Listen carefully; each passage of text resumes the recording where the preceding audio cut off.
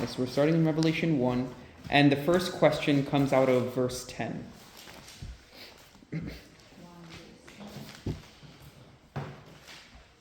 So Revelation chapter 1, Verse 10. and verse 10. Mhm.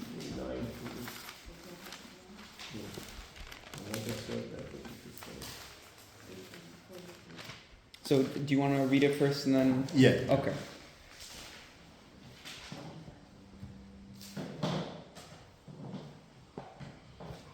Everybody there? Yeah, 1 Yeah. 10. Revelation chapter 1 and verse 10. You want to do just 10 only? Yeah, just 10. Okay. And it tells us, I came to be in the Ruah on the day of Yahweh, and I heard behind me a loud voice as of a trumpet. Okay. So the first question is, what does it mean to be in the Spirit? Like, what does that mean? What does it mean to be in the Spirit? Yeah. Okay.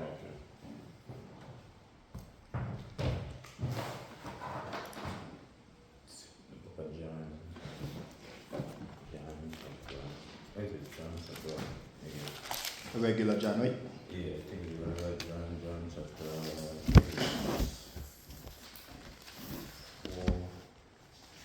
Again. Is it 4? John chapter 4. See, that's the problem when you do that to me. You got to get the scriptures. We'll 24. Good. John chapter 4 verse Like 22. okay. Hold on to that, right? Yeah, John chapter 4. I want to get the context of it somewhat. So about 12. Let's start from so that we could read into it, so we could get the feel of what's taking place here, right? Uh-huh. So John chapter 4 No, start from verse 9. and verse 9. See, when you ask a question, I gotta give a full answer, and you have to read a lot of stuff, right? Mhm. So that you could get the full answer of what you're asking. Okay. So I could just go, hey, worship in spirit and truth, but it's not good to do that. So we're gonna give you the full context of what's taking place here. Okay. Alright, so read John chapter 4, starting from verse 9, to answer the question from Revelations 1 verse 10, what does it mean to be in the Spirit? And from verse 9, John chapter 4 tells us, the woman of Shamawan therefore said to him, how is it that you be... No, start from I remember, no, start from verse 1. Chapter 4, Okay. start from verse 1, let's go into it. Full context. Yeah. Alright, so John chapter 4 from verse 1. So when the Adon knew that the Pharisees had heard that Yahushua made and immersed more Talmudim than Yohanan, although Yahushua himself did not immerse, but his Talmudim, he left Yehuda and went away again to Galilee, and he had to pass through Shamawan. So he came to a city of Shamawan called Shechem, near the piece of land Yaakov gave to his son Joseph. And Yaakov's fountain was there. So Yahushua, being wearied from the journey, was sitting there at the fountain. It was about the 6th hour. A woman of Shamawan came to draw water. Yahushua said to her, give me to drink. For his Talmudim had gone off into the city to buy food.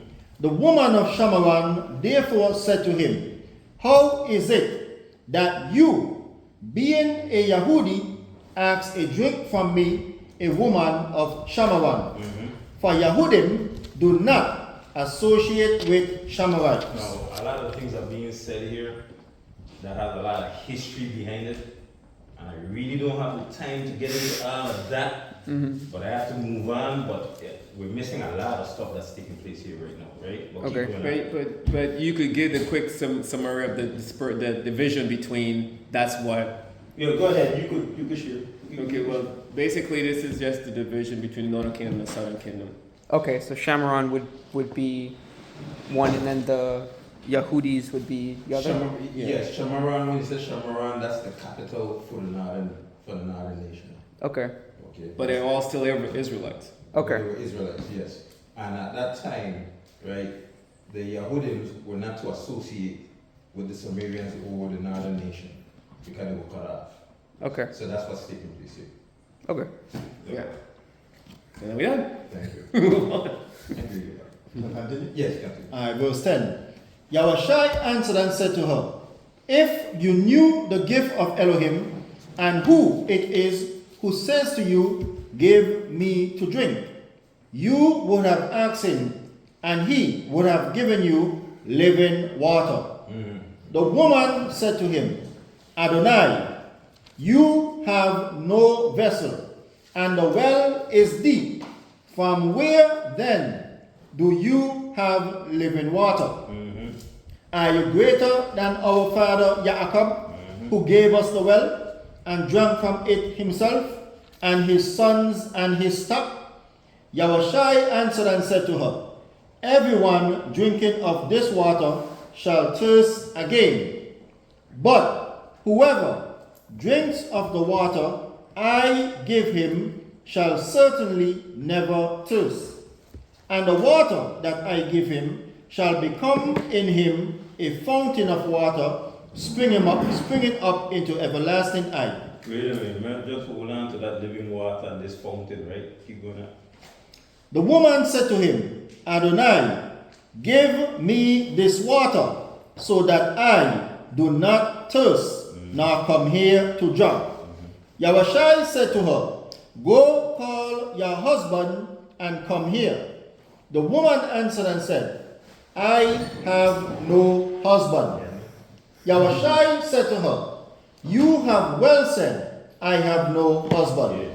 For you have had 5 husbands, and the one whom you now have is not your husband. What you have said is true. The woman said to him, Adonai, I see that you are a Nabi, a prophet. Our fathers worship on this mountain, but you say that in Jerusalem is the place where one needs to worship.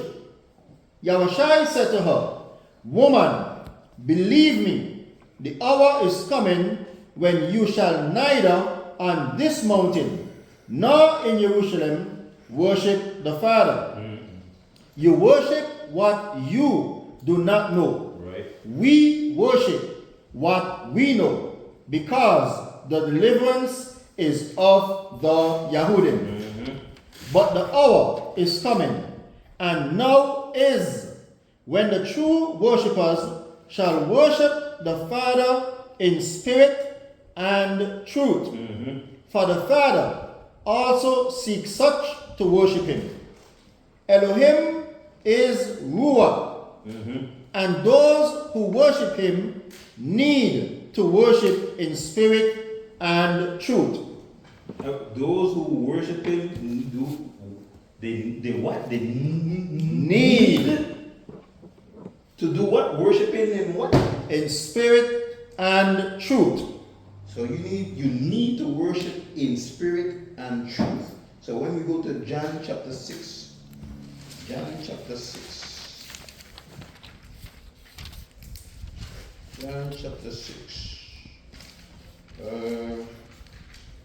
verse, when the word is hard. Let's start from 58, come down. John chapter 6, starting from verse 58. Yeah. Come down. Target is 63. Okay. We're gonna build on that, boy. We're gonna build. Some of these hard questions. Gotta lick it good. So John chapter 6, starting at verse 58. And it tells us, this is the bread which came down out of the Shamayim, not as your fathers ate the manna and died. He who eats this bread shall live forever. He said this in a congregation, teaching in Kephar Nahum. Therefore, many of his Talmudim, having heard, said, this word is hard. Who is able to hear it? But Yahushai, knowing within himself that his Talmudim were grumbling about this, said to them, does this make you stumble? What if you see the Ben of Adam going up where he was before? It is the Ruach that gives eyes. So it's a ruach, but that would be translated into spirit, right? That gives life, right? Keep going. The flesh does not profit at all. The words that I speak to you are Ruach and are eyes. So in other words, the words that I speak to you is spirit and it's life. So the words itself is spirit. It's not a carnal, fleshy thing. It's something that is of the spirit.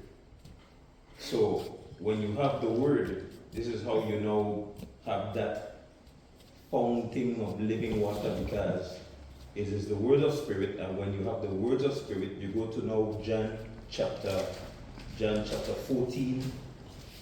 Something happens. Let me see if I'm correct here. John chapter 14.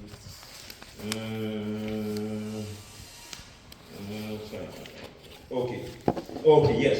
John chapter 14, go to verse 15, come down. Alright. Now, when you have the words of the Spirit, the words is Spirit, right? So if the word is Spirit, this is the reason why you have to be in the Spirit. That means you have to be in the Word. Which is following the commandments. Hey, we don't need to read the scriptures then. We just close the book and we're done. What's your next question? Okay. Let's read this. Alright, so John chapter 14, starting from verse 15. 15, right? Yes, 7:15, yes. And it tells us, if you love me, you shall guard my commands. No, they put the word guard, but really it also means execute, to execute his commands. So if you love him, if you love Yahweh, you will execute or guard, keep hold of his commands, right? And go ahead. And I shall ask the Father, and he shall give you another helper to stay with you forever. Keep going. The Ruach of the truth. The Ruach Of the truth. that means the Shalom. We're at John chapter 14. We're at verse 17 now. So it is the spirit of the truth. So when you keep the commands, which that word is spirit, he will give you the Ruach of truth, which is the Ruach HaKadosh, right? So that's why you have to be in the spirit. But keep reading that. The Ruach of the truth, whom the world is unable to receive, because it does not see him or know him. But you know him, for he stays with you And shall be in you. See, that's why you gotta be in the spirit, because the spirit will be in you, right? So that's why we're gonna come back to the fountains of living water, right? So that's when we go to that's John 7. What's that? As the scripture has said, that's John chapter 7. I think it was, then we said that was that 4. John chapter 7. Way living water. Yeah, John chapter 7 verse 38. Oh, I That's Okay. That's right. Yeah. That's right. I was more focused on the last song we were given to the well, lady at the well. That right. You see, 7:38. we're gonna use. Okay, remember he said, this water that I give to you, you will never thirst again, right? So we're gonna build on that. What Yawashai says, some more things are said on that, right? So when you go to start from verse 37. John chapter 7, starting from verse 37. And it tells us, and on the last great day of the festival, Yahushua stood and cried out, saying, if anyone thirsts, let him come to me, and let him who believes in me drink. As the scripture said, out of his innermost shall flow rivers of living water. Go ahead. And this he said concerning the Ruach, That's right. which those believing in him were about to receive. For the Ruach HaKadosh was not yet, because Yahushua was not yet esteemed. That's right. So that's where you gotta be in the spirit. Because that means you have to have the word, which is spirit. Then in turn, when you keep the commandments, he then gives you the Ruach HaKodesh. Okay. Okay. All right. I could go more, but I think I should stop right there. I think that answers the question. Yeah. Yeah, very good. All right. What answer did you get from that? That to be in the spirit just means that you are following the commands, and Yahweh has put the Ruach HaKadosh on you, or in you rather. Yeah. Okay. So the next question comes out of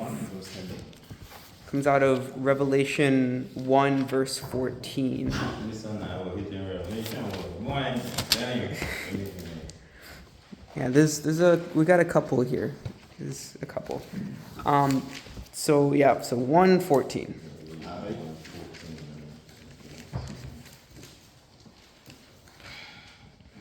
Revelations 1 and verse 14. And that tells us, and his head and hair were white as white wool, as snow, and his eyes as a flame of fire. Okay. So the question was from saying that his hair was white as wool. So why is that? Why do we take that as both texture and color when it's pointing at the color, like white? His hair was white as wool, rather than his hair was white and woolly, for instance. Oh, okay. I see what you're saying. Mm-hmm. Okay. Well, I think we should read the whole thing and then I'll lay that down without. Okay. Watch this. I continue verse 15. You hear how that question comes? Because I've heard that Christian question, that Christian argument, See, it's talking about the color. See, is your hair snow? You're right, my hair isn't snow. You're right, it's white like snow. Well, okay, no problem. We're going to deal with that just now. But let's read the whole thing. I continue Revelation chapter 1 from verse 15. And his feet like burnished brass, as if refined in a furnace, and his voice as the sound of many waters. Okay, so we're going to stop right there, right? So we're going to go to the book of Daniel. Daniel chapter 7. Oh, yeah. It's bad. You don't get me beat. Daniel chapter 7, verse 9. I want to start about.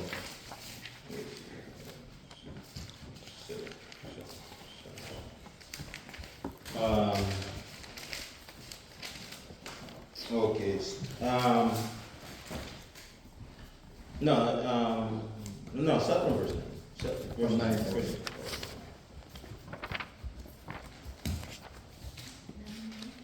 9.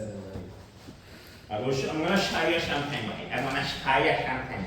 The reason why we say it's here is really shy, right? Because when you read, and you said it right, that if you read Revelation, you've got to know the history, right? So there's a history behind Revelation. The scripture you got to go to that. It says certain things, but it doesn't say everything, so that you got to now go to where the book was spoken, but then was conceived. Because Revelation is really just the same book as Daniel. And in here, it was concealed, that it was given to him, then it concealed, it was stopped. And Revelation or Hazar 1 is just the opening of the book again. So let's go to where it was concealed. Let's go to Revelation chapter 7, verse 9. Let's read what it says here. Daniel. Let's see if it's going to be talking about color or texture. Let's see it. Daniel. Daniel chapter 7. Yeah, yes, a revelation. Oh, sorry, Daniel chapter 7. So Daniel 7 verse 9 tells us, I was looking until thrones were placed, Uh-huh. and the Ancient of Days was seated. Who's the Ancient of Days? It would be Yahweh. Okay. His garment was white as So snow, we see his garment was white as snow. Right? Keep going. and the hair of his head was like clean wool. What is that talking about? The texture. Okay, thank you very much. So I guess we're done with Revelation, right? Okay. Very good. What you got? Well, all the questions are from Revelation. Just so you know. Okay. All right. So that's sorted. So now the next question comes out of. Are you making a note where the information that's Yeah, make Well, I'm recording it. Garden. Oh, you go. Oh, Yeah. You see? Yeah, we behind, you know. We're the old folks, we behind. Yeah, because I didn't want to have to be writing down Right, stuff. yeah. I like got this. you. I Yeah. got you. I like that. So the next question comes out of. You're hearing my silly voice and your stuff now. Go ahead. So it comes out of Revelation 1 verse 16. 16.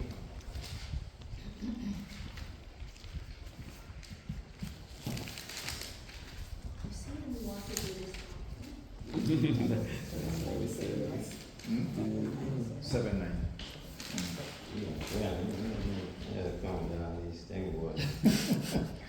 Revelation chapter 1 and verse 16.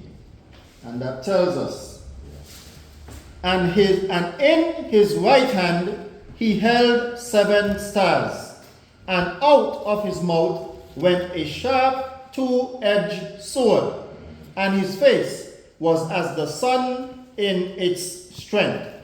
Okay, so the part that we were a little confused about is where it says that a 2-edged sword came out of his mouth. Yeah. Now, I kind of understood that to be I can't think of the right, like a, not literal, but it's like he speaks sharp, like he has a clear voice. But I wanted to just bring it up here because I wasn't sure. That's it, the book of Ephesians. Ephesians chapter 6. That's Ephesians. Okay, the word of the Lord. 6 verse. As a matter of fact, let's start from verse 12. Ephesians chapter 6 from verse 12. No, start from verse 11. Okay. Ephesians chapter 6 starting at verse 11. Yeah. And we build up to it. In reference to answering Revelations 1 and verse 16. Yeah. Yes. So Ephesians chapter 6 from verse 11 tells us, put on the complete armor of Elohim. Now, why would you need armor? For protection? Why would you need that protection? Like what would you be Because- protecting against? Armor, when you put on a complete armor, Uh-huh. what Yeah, does that really. signify? Are you going into battle? Oh, yeah, that's right. That's right. Right? You're going into battle, right? Keep going. For you, okay, let me start again. Put on the complete armor of Elohim, for you to have power to stand against the schemes of the devil. Because, Shabbat Shalom. The stealth way. Yep. I didn't even see or hear or. Yeah. You don't even hear the conversation. I have to speak in Welcome. Glad you made it. This is Rubina. He works for that. What's your mother? 1800.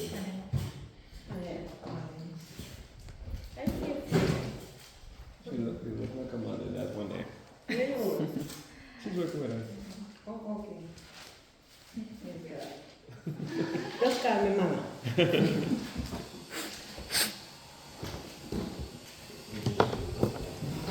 at Ephesians chapter 6.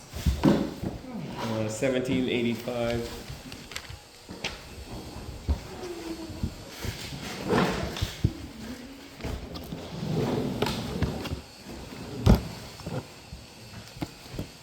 Oh, yeah, the same. Yeah, Ephesians 6. 1785.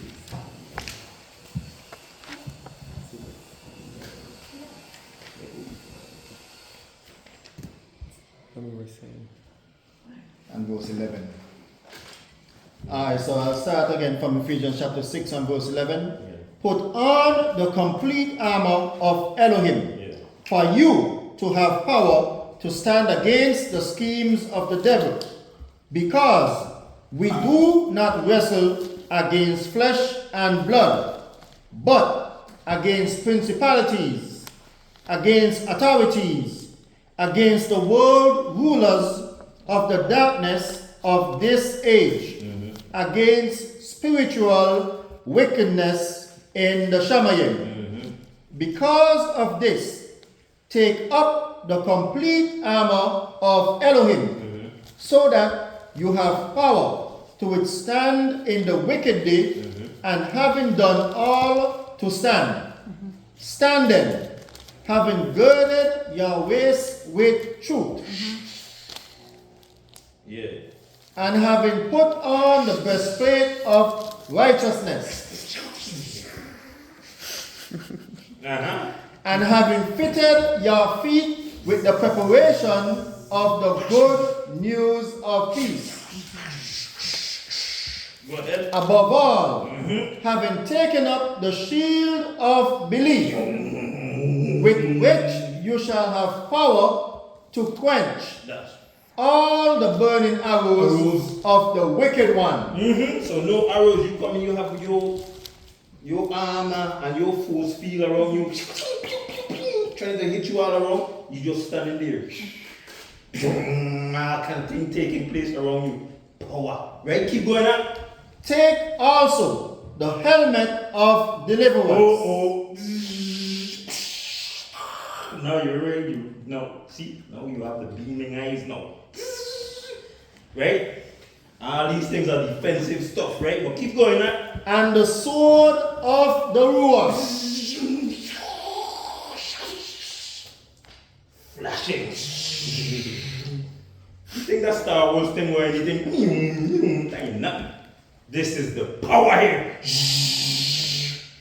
Sword of the Spirit to do what? which is the word of Yahweh, praying at all times with all prayer and supplication in the Ruach. Now you need to communicate with headquarters. When you're out in the field, you have all your weaponry, but all that is no good if you don't communicate with headquarters.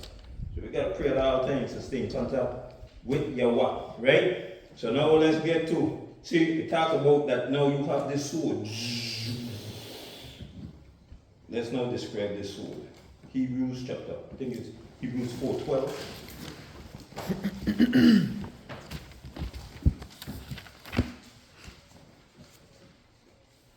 Hebrews chapter 4 verse 12.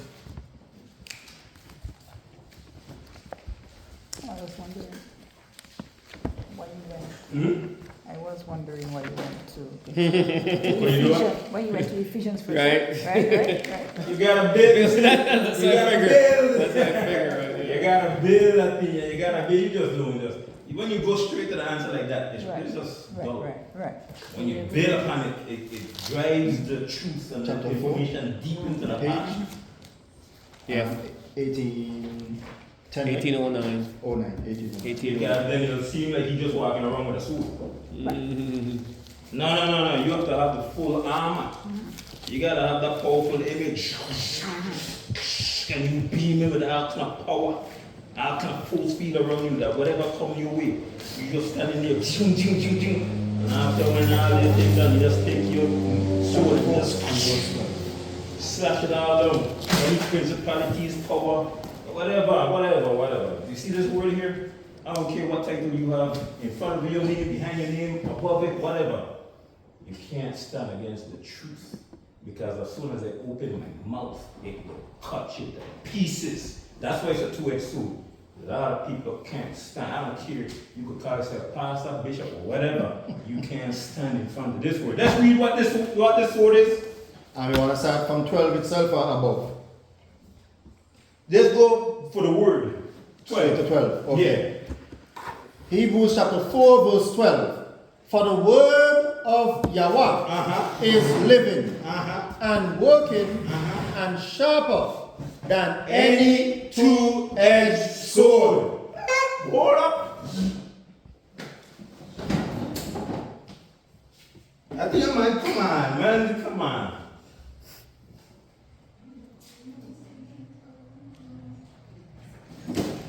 Oh, good to see you. Shabbat Shalom. Welcome. Hi, afternoon. And want to shake hands.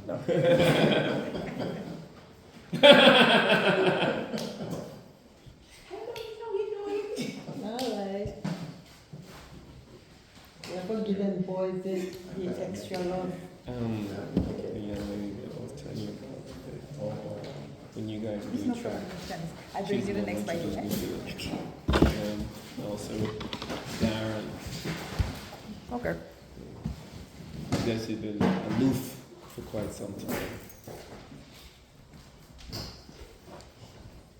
Yeah, wait till you come back and continue. No, we can read. Go ahead. Okay. Alright, so Hebrews chapter 4, verse 12. And it tells us, for the word of Yahweh is living and working and sharper than any two-edged sword, cutting through even to the dividing of being and spirit, and of joints and marrow, and able to judge the thoughts and intentions of the heart. That's why you gotta mash them up when you bring the word of the Most High Yahweh. You see why? Let's go back to Revelation chapter 1. Back to Revelation 1, verse 16. 1 verse 16. And what it says here? Read it again. And in his right hand, Revelation 1. chapter 1 Chapter and 1. verse 16. 1850. We have it, but And in his right hand he held 7 stars, and out of his mouth went a sharp two-edged sword. Okay, so what's the sharp two-edged sword now again? It's the ruah, or the word The word of. Yahweh. That's right. Okay. So when you open your mouth, like whenever we read this book, out of our mouth comes that sharp two-edged sword. And it cuts the very dividing line of a man, the very being of the man. It goes deep. And that's why I said there is not a soul that can stand before any man that have this word. If you're going directly from this word, there is not a man that can stand before you. That's why the rulers of this age, the rulers of this world, they can't stand before you. And even those in the spiritual realm, because that's what the book of Hebrews are saying, they can't stand before you because you're speaking the very word of Yahweh. You're not trying to invent nothing. You're not interpolating, meaning you're not putting nothing in the word, or you're not taking anything out of the word. You're dealing directly with the word. That's the reason why if you ask a question, I have to now give the answer directly from the word, because this is the very two-edged sword. So when you open your mouth, that sword comes out and it Okay. cuts you apart. That answer that question? Yeah. Okay. Yeah, that answered that question. Okay. The next question comes out of verse 11. Now you're going back now. Yeah. Revelations 1, verse 11. And it reads, saying, I am the Aleph and the Tav, the first and the last, and write in a book what you see and send it to the 7 assemblies of Asia, to Ephesus, and to Smyrna, and to Pergamos, and to Thyatira, and to Sardis, and to Philadelphia, and to Laodicea. So the question is, what are the 7 assemblies of Asia? Oh, the 7 assemblies of Asia. Those, Those were the different assemblies of Israelites who were scattered in those regions. And those were the very stars, as you see when you mentioned here in Revelation chapter 1 verse 16, when it talks about, and his right hand he held 7 stars. Yeah. Those 7 stars are the very 7 assemblies. If you read down verse 20. Just 20? Yeah, read, yeah. Okay. The secret of the 7 stars, This is where we get the secret of the 7 stars. Keep reading that. which you saw in my right hand, and the 7 golden lampstands. The 7 stars are messengers of the 7 assemblies, and the 7 lampstands which you saw are 7 assemblies. So seven represents perfection in the scriptures. So it named out these 7 assemblies, and then when you go to Revelation chapter 2, it's gonna start breaking down as to these different assemblies and what their issue were. So if you just read verse 1 of chapter 2. Alright, Revelations 2 verse 1. To the messenger of the assembly of Ephesus. So this were an assembly in Ephesus, right? Keep going.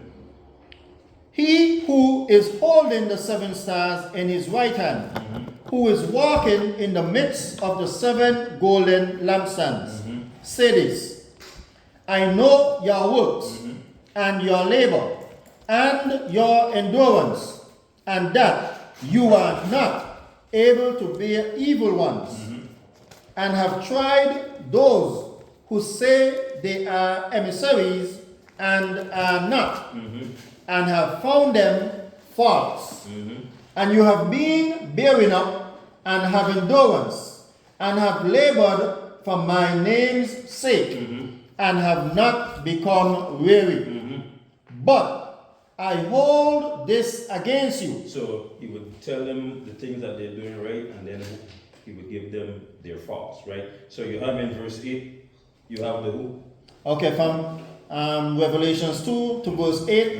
And to the messenger of the assembly of Smyrna. So you have the messenger of the assembly in Smyrna. Then go to verse 12. Verse 12. And to the messenger of the assembly in Pergamos. And then go to verse 18.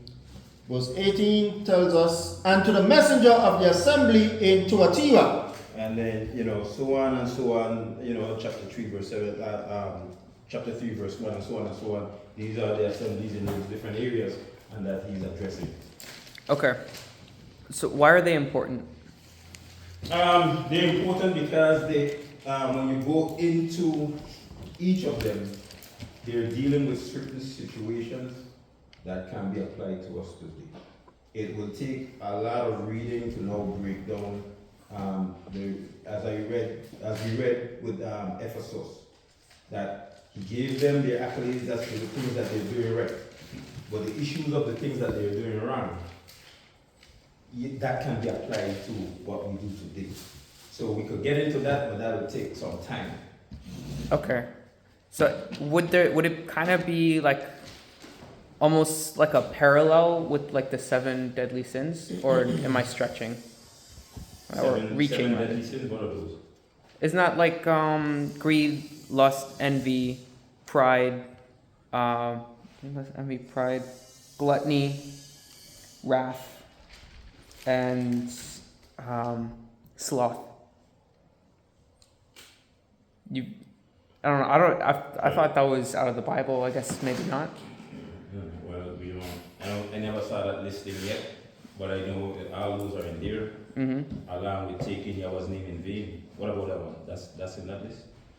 Well, I guess that could fall under one of those, like maybe pride, if you're too that proud. You take his name in vain? Well, if you're too proud to recognize that his name is great, maybe, or if you're too maybe lazy, or maybe it could fall somewhere within those categories. I guess so. I don't know. Okay. All right. I don't know. I never saw that list, so I don't list it. Okay. All right. So basically, they're just important because we can observe them and see what they're doing and compare it to ourselves. Yes, you can definitely learn as to the things that took place with them, and it applies to us today. Like I said, to answer concerning each of these assemblies, you would have to read the whole thing for you to really get into that, and then we could break it down from there. So we'll have some reading to do. Okay. I think you have some other questions. Yeah, I think I understand enough. Like it's just so we can reflect on what these assemblies have done and compare to us. As it says, these things are written for your knowledge. These things that are written beforehand. Okay. All right. Okay, so the next one actually I have here, I guess maybe we straight off topic, but I have here what is Satan? Because I understood Satan to just be a deceiver rather than like the guy in the fire with the pitchfork and the horns. Like that's not literally what he is, but rather just a deceiver. So Satan is a deceiver. That's what I understood. Okay, let me ask this. Mm-hmm. Can Yahweh be a Satan? I guess technically. Why technically Yahweh is a deceiver? Well, he can deceive, can't he? Yahweh deceives? Well, if Yahweh, like, maybe not Yahweh himself, but say like his followers, for instance, if they lied, then they could be a deceiver. Well, Yahweh himself. No, Yahweh himself couldn't be. So he can't become a Hasatan? So No. At least I'm not familiar of Yahweh lying to anybody. So to be a Hasatan you have to lie? Well, I guess mislead. So to be a Hasatan you have to mislead? Yes. So I guess so what does a Hasatan mean? What does Hasatan mean?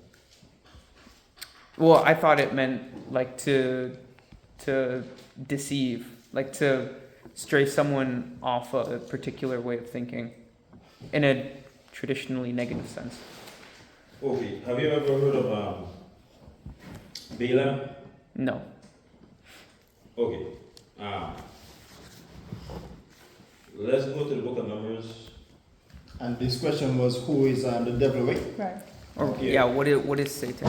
What is Satan? Mm-hmm. Really? And from your understanding, Satan is a deceiver. Mm-hmm. Satan means you're a deceiver. Okay. So what we're gonna do before I answer that is that we're gonna read something here, right? Numbers. No, Numbers chapter. Okay, let me chapter 20. I think chapter 20. Okay. Okay, yes, chapter 22. Start from verse 1. I think we're going to have to do some skipping. All this is very important, but I think we have to do some skipping to get to the answer. Numbers chapter 22, starting from verse 1. Yeah. Oh, let me pull it on my list. Because I need to show this also. Numbers 2. Okay, let me just leave it like that until 2. Alright, so Numbers 22, starting from verse 1, and it tells us, And the children of Yashrael departed and camped in the desert plains of Moab, beyond the Yarden of Jericho. And Balak, son of Zippor, saw all that Yashrael had done to the Amorites. And Moab was exceedingly afraid of the people, because they were many. And Moab was in dread because of the children of Yashrael. And Moab said to the elders of Midian, No, this company is licking up all that is around us, as an ox licks up the grass of the field. Now Balak son of Zippor, was sovereign of the Moabites at that time. And he sent messengers to Balaam, son of Beor at Petor, which is near the river in the land of the sons of his people, to call him, saying, See, a people has come from Mitzrayim. See, they have covered the surface of the land and are settling next to me. And now, please come at once, curse this people for me, for they are too strong for me. It might be that I smite them and drive them out of the land, for I know that he whom you barak is Baruch, and he whom you curse is cursed. Okay, so let me go to 12 because you want to now ask Yahweh, should I go? Should I go? Yeah, you want the silver and gold, right? Go ahead. Alright, skipping to verse 12. And Elohim said to Balaam, Do not go with them. You do not curse the people, for they are Baruch. You see that? Yahweh tell him, don't curse the people. Okay? So what Balaam do? Go ahead, read 13. And Balaam rose in the morning and said to the heads of Balak, Go back to your land, for Yahweh has refused to allow me to go with you. And the heads of Moab arose and went to Balak and said, Balaam refuses to come with us. Then Balak again sent heads, more numerous and more esteemed than they. Go ahead. And they came to Balaam and said to him, This is what Balak, son of Zippor, said, Do not be withheld from coming to me, please. For I esteem you very greatly, and whatever you say to me, I do. Therefore, please come, curse these people for me. And Balaam answered and said to the servants of Balak, Though Balak were to give me his house filled with silver and gold, I am unable to go beyond the word of Yahweh, my Elohim, to do less or more. You see that now? That's very important to know. That's we don't go beyond the word of Yahweh. Right? That's what 1 Corinthians 4:6 said. Right?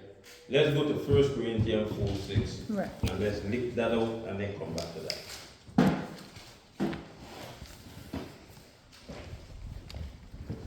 Alright, 1 Corinthians chapter 4, verse 6.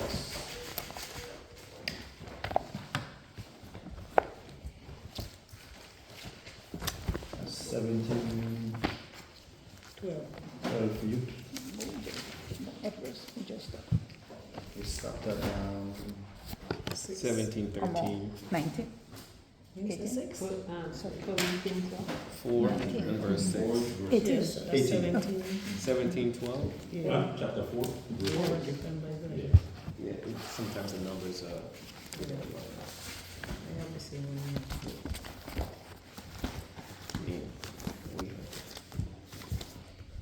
Alright, so 1 Corinthians chapter 4, starting at verse 6.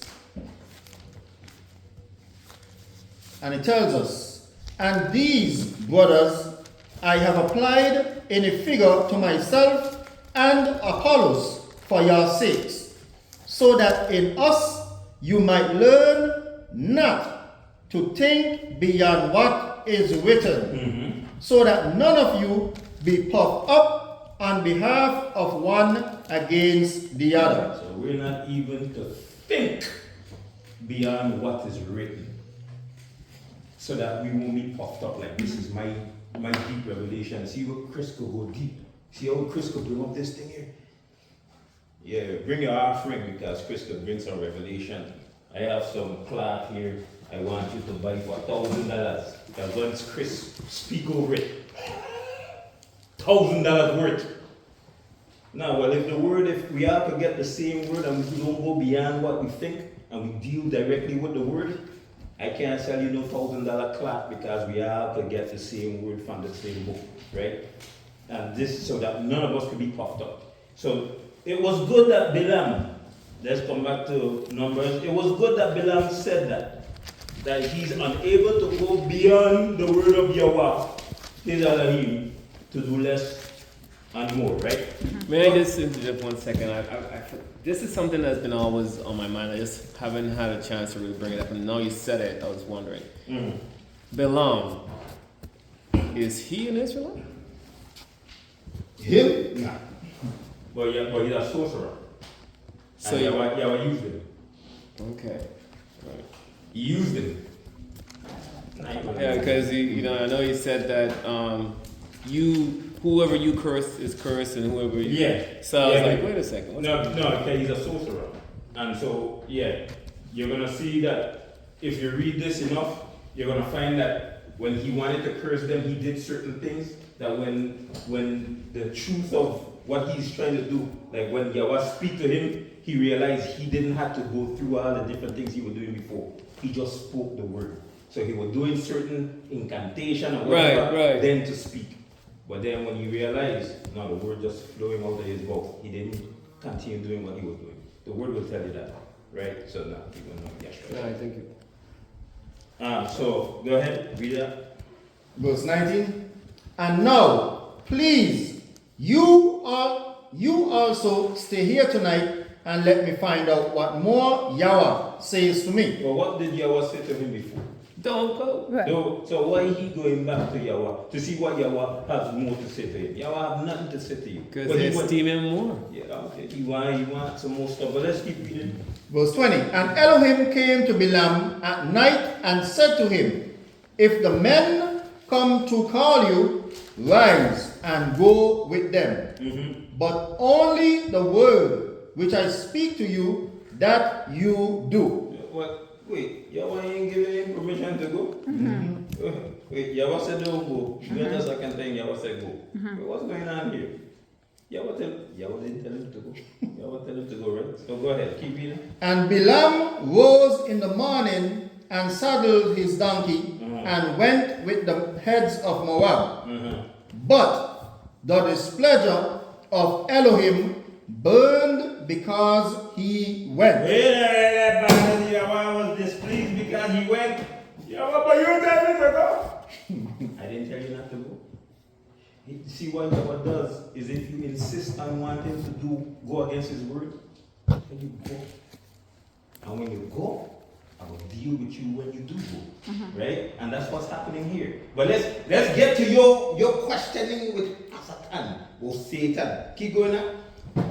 But the displeasure of Elohim burned because he went, and the messenger of Yahweh stationed himself in the way as an adversary against him. So now the messenger of Yahweh stationed himself in the way as an adversary against him now. So let's deal with that word adversary, right? So that's why we have to use this tool here. So this is the very, read it right here in this version here. Numbers 22 from the King James Version. And God's anger was kindled because he went. And the angel of the Lord stood, I know, man, stood in the way for an adversary against him. Now he was riding upon his ass, and his two servants were with him. See, so Yahweh, the messenger of Yahweh stood in the way for an adversary against him. So when we go into this nice fancy little tool here, right? Look at what we see here. Okay. Oh, the messenger of Yahweh was Satan. What's going on? Yahweh could be Satan. Yeah, it seems so that Yahweh could be Shatan, right? Because we have to know what Shatan means. See, the word Satan is not a name, all right? It's not a name. It's what, as it says. Read this up. Open it up a little, please. Adversary, one who withstands. Adversary, in general, personal, or national. Superhuman. let's go right here. Go ahead. Adversary, as in war, and enemy. See, we could just stop there. We don't need to go no more. Shatan means adversary or enemy. That's what Shatan really means. Okay. Doesn't mean that.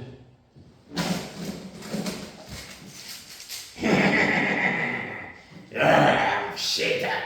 Nah, it doesn't mean that nonsense.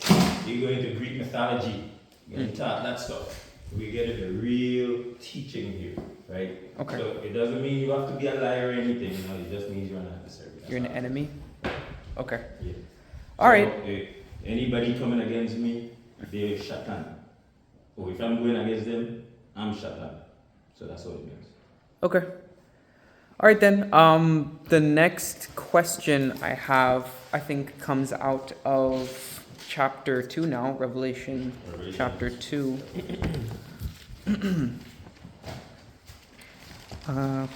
For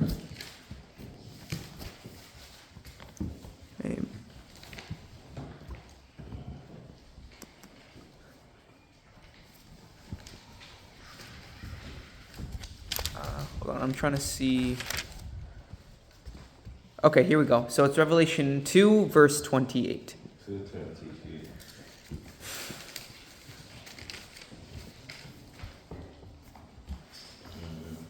Revelation chapter 2 and verse 28. And it tells us, and I shall give him the morning star. So what is the morning star?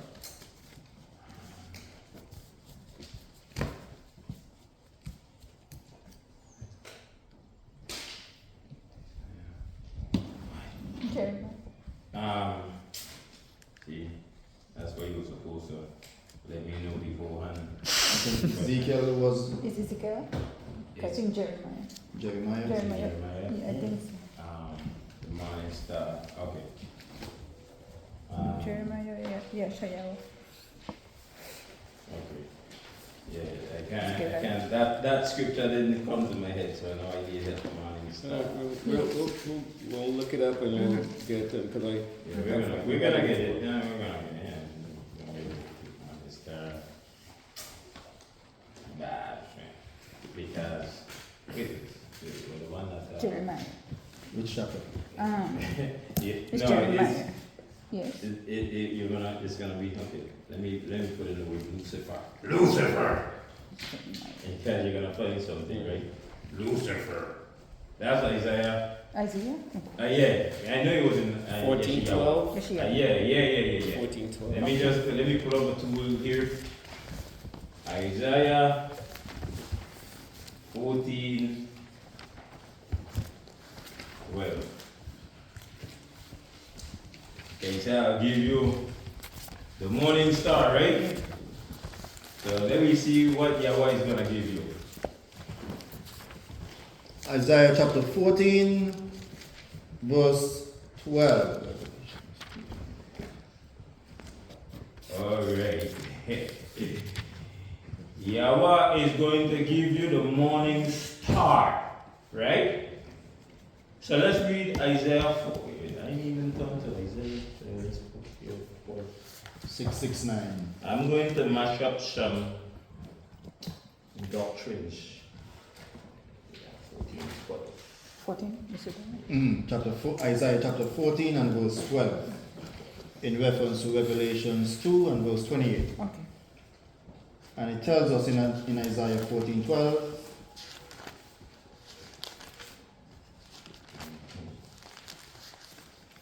How have you fallen from the Shamayim, O Hillel, son of the morning? Our book failed us.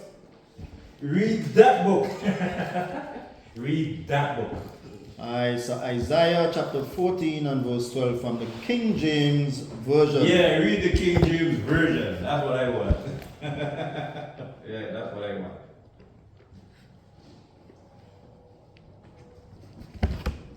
Let's see what this morning started. And it tells us from the King James, how art thou fallen from heaven, O Lucifer, Uh-huh. son of the morning. See, Lucifer, son of the morning. That ain't what it said the name of Satan is, Lucifer. Mm-hmm. Okay, good. So, when we go into old Lucifer, you have the ivory Hilal. No, you could say Hilal, right? Mm-hmm. So you go into Hilal, and what do you get? Lucifer is what? Light bearer. And what? Shining one. Uh-huh. Morning star. Morning star. So you're saying in Revelation that Yahweh is going to give us Lucifer? Uh-oh.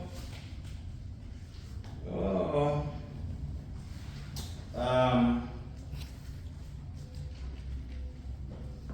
He's gonna give us Lucifer? So what is, well, Lucifer simply is a Latin word for shining one or morning star. Mm-hmm. So that's a trickery they did when they leave that word in Latin and make you think that's a name. That's not a name, just tell you. That's the morning star. And it pretty much repeated itself again. Keep reading it again, 14:12 again.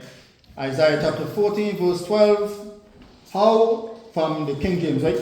Yeah. From the King James, tells us, how art thou fallen from heaven, O Lucifer, Uh-huh. son of the morning? Right. How See? art No, you see, he was supposed to be the son of the morning, the light bearer, right? So, in other words, let's go back to Revelation chapter 2, you say, right? and 28. Yeah, 228. 2:28, right? Read this thing, I'll take my time here. 28.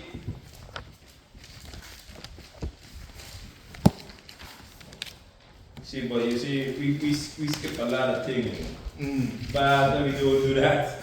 Let's read this thing properly. Let's come back to verse 26. So Revelations 2 from verse 26. Mm-hmm. And he who overcomes Mm-hmm. and guards my works until the end, Mm-hmm. to him I shall give authority over the nations. Okay, you see that?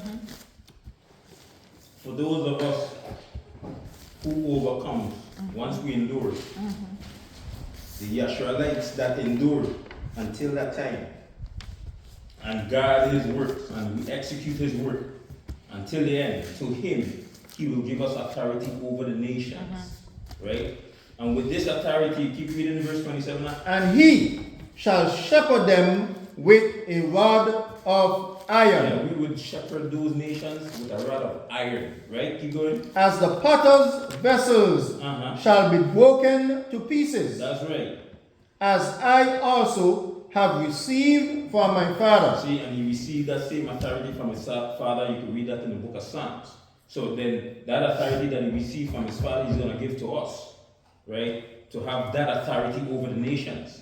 And so that's why when you go to verse 28 now, go ahead. And I shall give him the morning star. So if you give us the morning star, that means we're supposed to be the light bearers, right?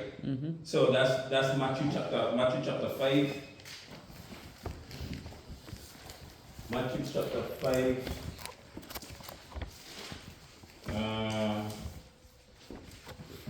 Verse 14 and 15.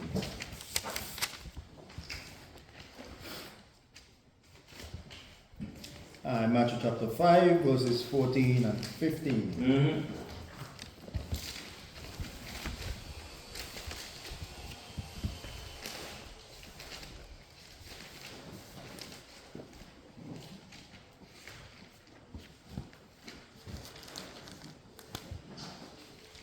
Matthew 5, 14 to 15 tells us, Yeah. you are the light of the world. We are the what? The light of the world. Go ahead. It is impossible for a city to be hidden on a mountain, Uh-huh. nor do they light a lamp Mm-hmm. and put it under a basket, Mm-hmm. but on a lampstand, and it shines to all those in the Go house. to 16. Let your light so shine before men, so that they see your good works and praise your Father who is in the Shamayim. So when we go from there and go to Deuteronomy chapter 4, Yes. Deuteronomy chapter 4. see, we supposed to be the light bearers. See, the morning star. Right? You remember we supposed to rule over the nations, right? Okay, so when we go to Deuteronomy chapter 4, go ahead. Answer from verse 1. Alright, Deuteronomy chapter 4 from verse 1, Uh-huh. and it tells us.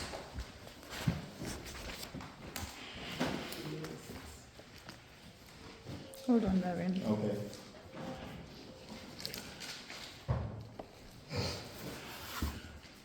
Four. And verse starting at 1. Verse 1.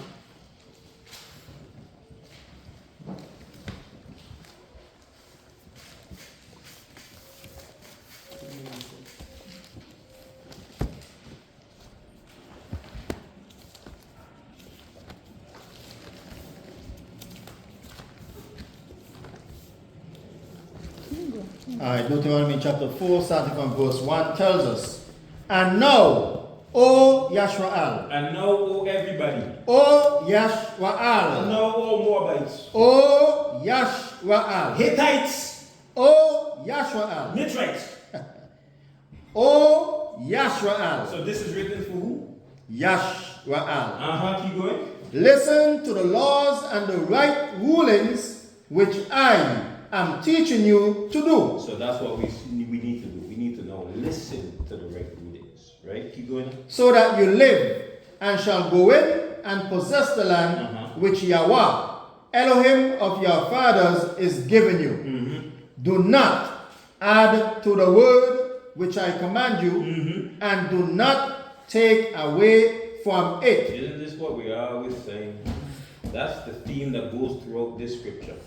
You don't add, you don't take away. You just read what's directly from this word, right? Keep going on. So as to guard the commands of Yahweh, your Elohim, which I am commanding you. Okay, so go to verse 5. Verse 5. See, I have taught you laws and right rulings, as Yahweh my Elohim commanded me, to do thus in the land which you go to possess. And you shall guard and do them. For this is your wisdom and your understanding before the eyes of the peoples See? who hear all these laws, and they shall say, only a wise and understanding people is this great nation. You hear what they're gonna say? And keep reading now. For what great nation is there which has Elohim so near to it, as Yahweh our Elohim is to us, whenever we call on him? Go ahead. And what great nation is there that has such laws and right rulings, like all this Torah, which I put before you this day? That's right. We supposed to be the light bearers. And the nations, when we rule over them, we say, what a great nation these people live with. That's some powerful people. They have wisdom and understanding. That's why we're the morning star. We're going to be given the morning star. Okay. So they kept you said it was Latin? Lucifer is Latin? Yeah. For morning star or light bearer. So that whole situation that they say where like Lucifer like disobeyed God and then fell down to earth and then he was Satan, like that's all just nonsense. It's written in there. You became the adversary. But his name wasn't Lucifer. Was his name still Lucifer? Or His he name is was what? There's no name given to the adversary. Okay, but so that story is still true, but yeah, it's in there. Yes. okay, but there's no name given to him. No, So Lucifer is not. not his name. No. So Lucifer is actually a good thing. Yeah, I want to be Lucifer. Okay. I am Lucifer. Okay. And that's Okay. All right. See, they're making the good thing sound evil. Mm. I named my son Lucifer. Lucifer, you know what you're saying? Yeah, I know what I'm saying. I'm naming him Morning Star, like Vera. See, but for us, we're thinking that's something evil. That's because we have other people teaching us these things. That's the same way those same people teach you that nigger, the word nigger is bad. And you hear nigger. No, they call me nigger. And that's a very good thing. We are niggers. I want to be a nigger. And we're niggers, and as a matter of fact, King Dawad was the head nigger. Okay? Alright, so there's nothing wrong with the word. But if you don't know your history and you're going based by what these people teach you, you're going to get emotional. And you don't even know as to why you're so emotional. You're emotional because they teach you to be emotional and not to be a thinker. Right? So, Lucifer or Lucifer is not a bad thing. It just means morning star like here. Okay. All right then. And there's no name given to the adversary. Okay. All right. All right. So the next question comes out of chapter 2, verse 20, chapter 2, verse 27. Wait. Revelations 2:27. Everything is outside.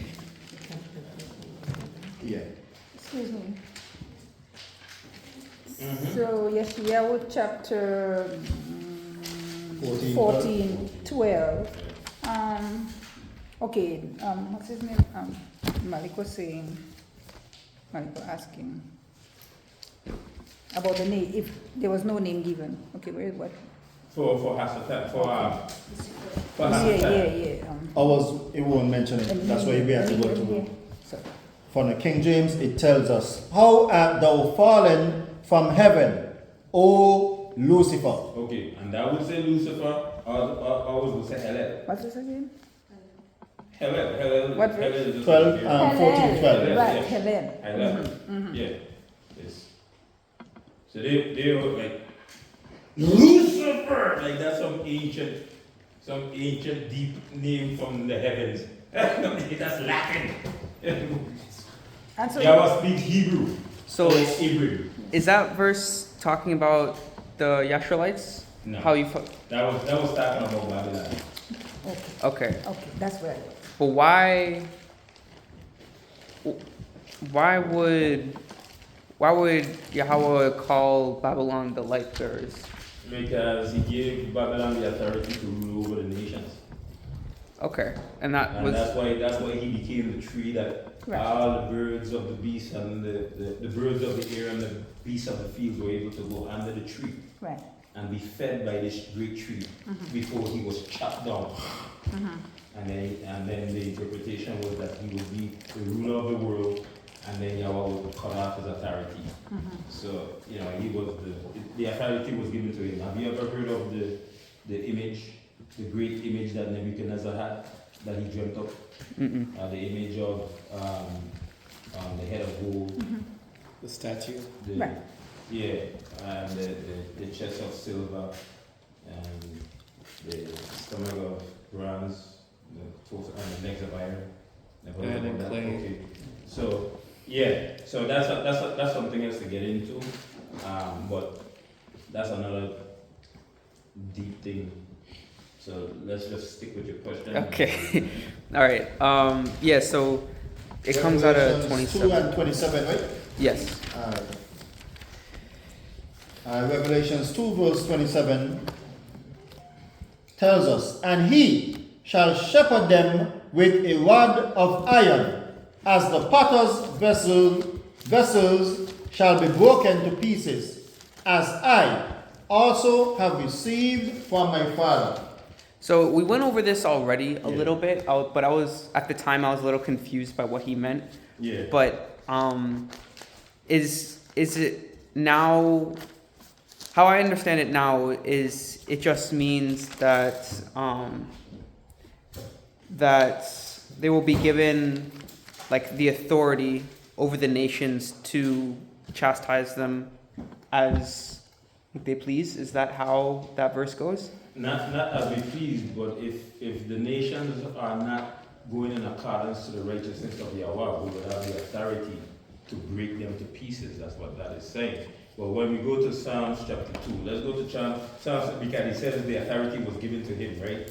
So let's go to where it says that it was given to the Son, right? So we go to Psalms chapter 2, start from verse. And it would be the Yashrulites who were given that authority, right? It'd be the Yashrulites who are given that authority? No, it was given to Yahushai first. And then Yahushai will give that authority to us, Okay. right? So let's deal with that first. Psalms chapter 2 Go to verse 7. Start and from verse. verse 7. Yeah.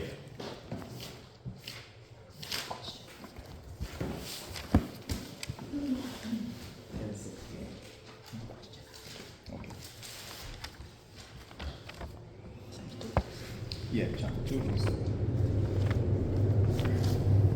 Psalms chapter 2 and verse 7.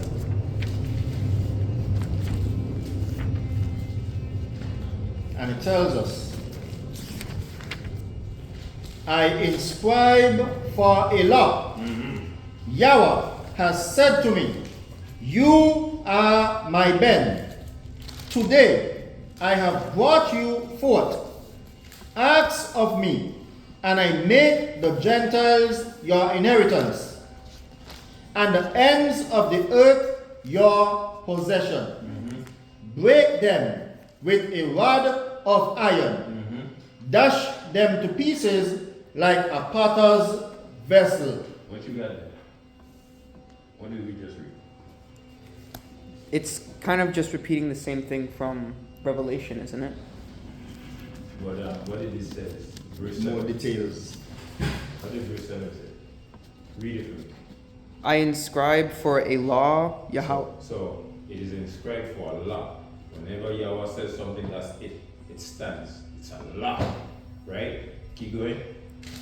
Yahweh has said to me, you are my Ben. Who is this speaking? This would be Yahweh Shai. Hey, you're good. So how Yahweh is speaking when he wasn't even born yet? How is Yahweh speaking when he wasn't even born yet? Wasn't he made flesh and became flesh from a woman? So how is he speaking here? Because Yahweh Shai. But wait, before we go there, I'm glad that you say it's Yahushai, right? So we said that's Yahushai saying that he said to me, you are my son, you are my Ben, right? Keep going, keep reading it. Today I have brought you forth. Ask of me, and I make the Gentiles your inheritance. Oh, what does that mean? I remember we had a conversation about Gentiles, didn't we? Yeah. Yeah. It's saying that he would hand. What does Gentiles mean? Yeah. Gentiles, I remember we said that it doesn't mean non-Christians. It means a citizen, isn't it? Gentiles are citizens. We're going to look it up right now. And here they say, give thee the heathen for thine inheritance. Now, here it is, Yahweh is going to give the heathen as an inheritance to his son. Now they put the word heathen, right? Which means, let me go to, I don't know, they use heathen. What's this? Genesis 10:5, right? Psalms? Yeah. We're talking about No. Looking for When you talk about the nations, the Gentiles. the Genesis. Yeah, Genesis 10. Yeah. See there, Genesis 10:5, right? Yeah. I want to get the exact word Gentiles, Oh, that's right? right. Yeah. That's what I want. I want to define that word. I don't want the word heathen. I want the word Gentile. So, if you read this, right, this is supposed to say Gentiles twice. Supposed to, but they didn't do it. Right? Read this and this monitor up. Genesis chapter 10 and verse 5 from the King James Version. By these were the isles of the Gentiles divided in their lands, everyone after his tongue, after their families, in their nations. If you could break that down, what we just read. By these were the isles of the Gentiles. So I remember now we said that Gentiles just means nations. Oh, thank you very much. Yeah. Thank you very much, right? And that's why it was supposed to be repeated twice.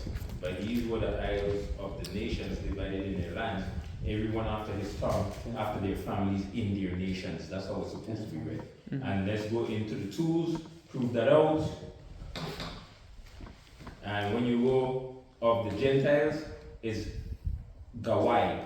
They say Goy, but it's Gawai, right? Gawai simply means, yeah, forget about all that. Let me just go here.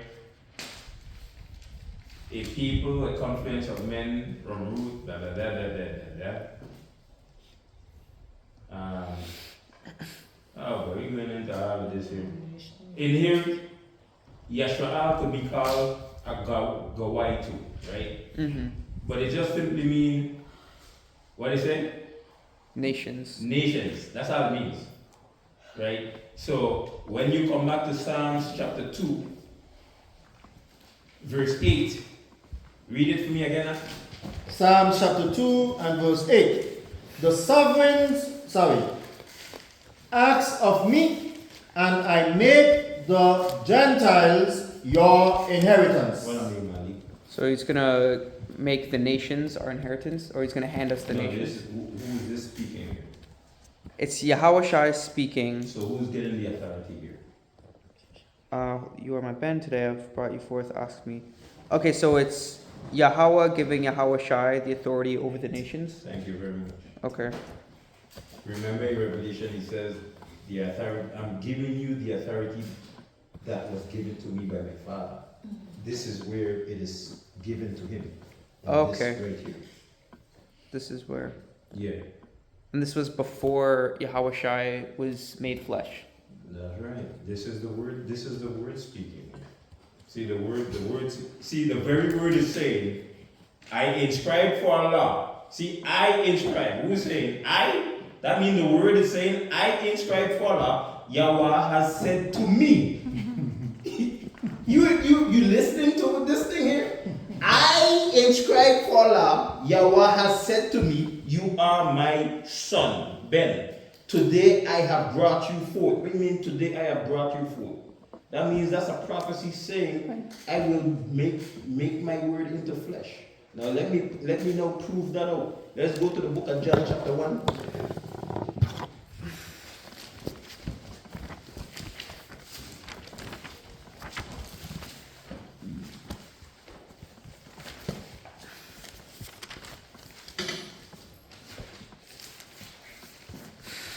Yeah, I want to ask a question. It was related to something done.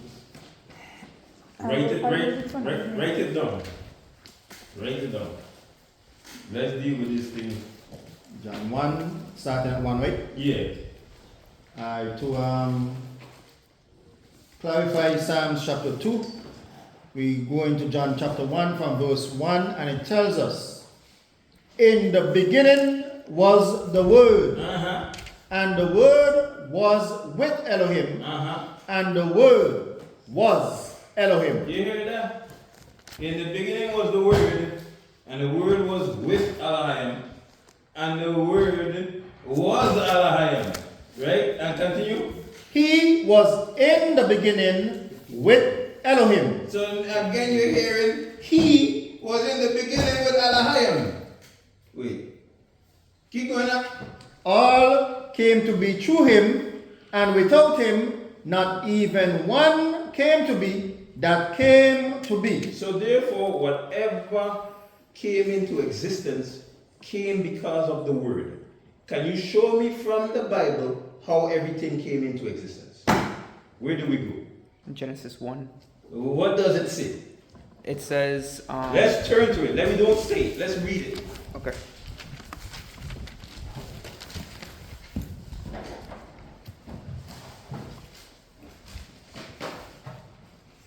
Genesis chapter 1, verse 1. Let Malik read it. Alright.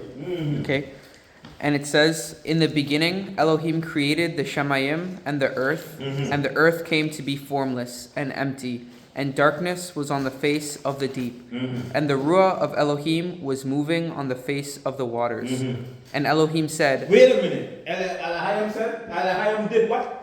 Elohim said, He did what? he spoke. Alright then. And what did he speak? He said, let light come to be, and light came to be. Okay, wait a minute. So he said something.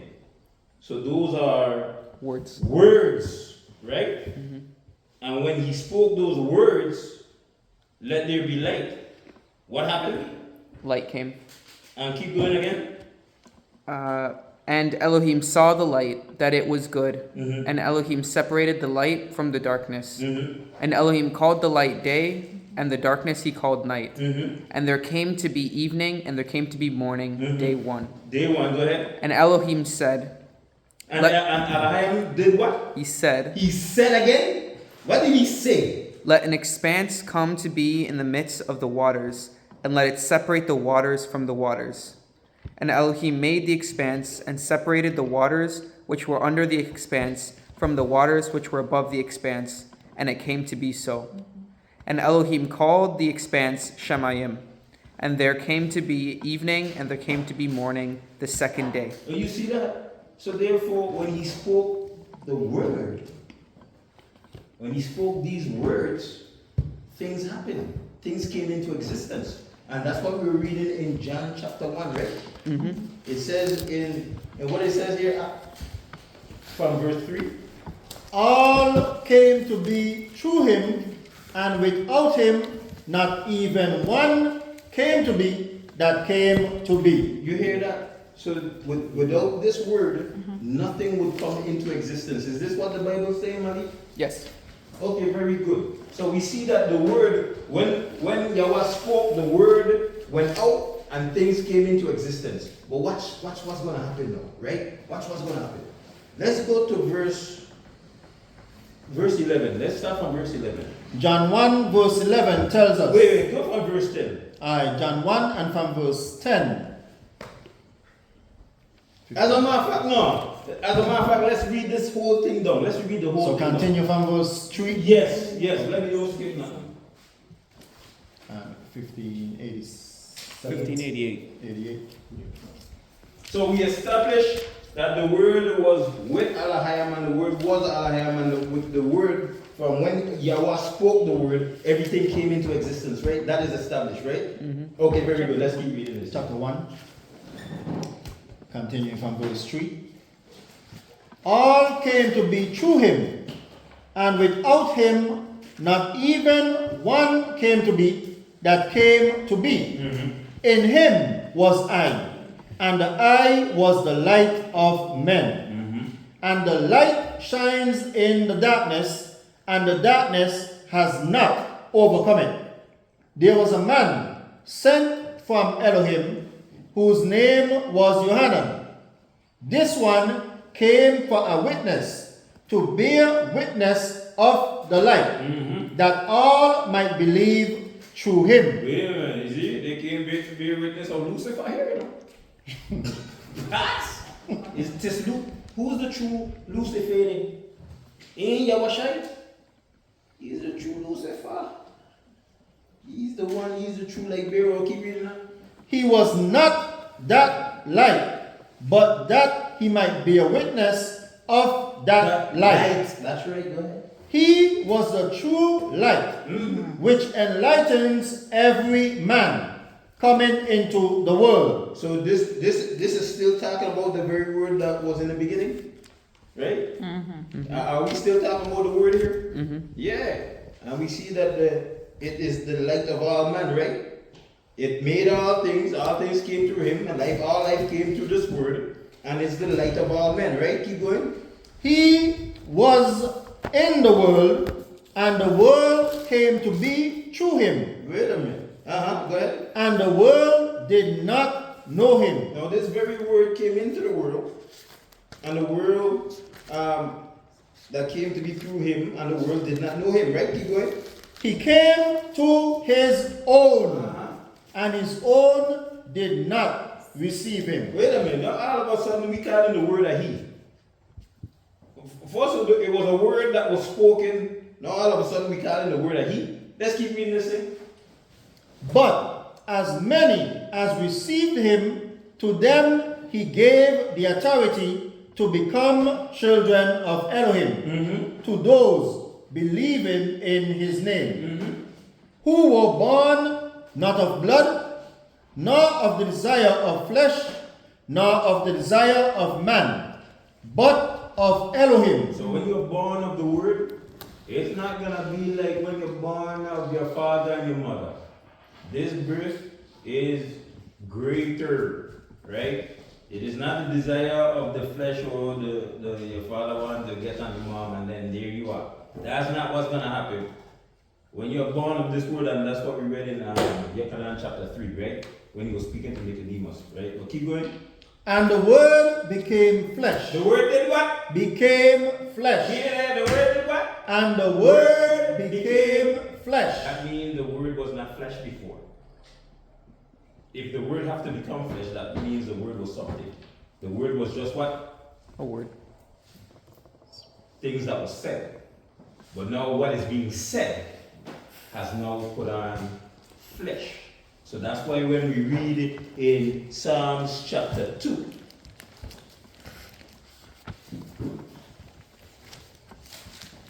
that's why we read in Psalms chapter 2, verse 7. Read it again. Psalms 2 and verse 7. I inscribe for a law. Now, who is saying that? Who is saying, I inscribe for Allah? Who is saying that? Yahweh Shai. The Word. Before he became Yahweh, he was the Word. Tis the Word saying that. Tis the Word because the Word did not become flesh here yet. The Word is being spoken here. Don't forget the Word is first spoken here. Then the thing happens. So the Word is being spoken here. I inscribe for Allah. And remember the Word is Yahweh. The Word was with Yahweh and the Word is Yahweh. So therefore I inscribe for Allah saying what? Yahweh has said to me, You are my Ben. Today I have brought you forth. So, Ask of me, and I make the Gentiles your inheritance, and the ends of the earth your possession. So here it is. It is prophesying that the Word will become flesh. Right here. And we have read it in the book of John. That the Word became flesh. So that's all that's taking place here. Okay. So, just kind of to recap the question, verse 27 is just saying that Yahweh Shai will pass the, I want to use the same words, he'll pass the, Let's go to, that's Revelation chapter 2. yeah, 2:27. Let's get back here. Let's read it. Revelations 2:27. And he shall shepherd them with a rod of iron, as the potter's vessels shall be broken to pieces, as I also have received from my Father. So it's just saying that Yahweh Shai is going to pass on the authority to the Yashraelites. Yes, and verse 28. Yes.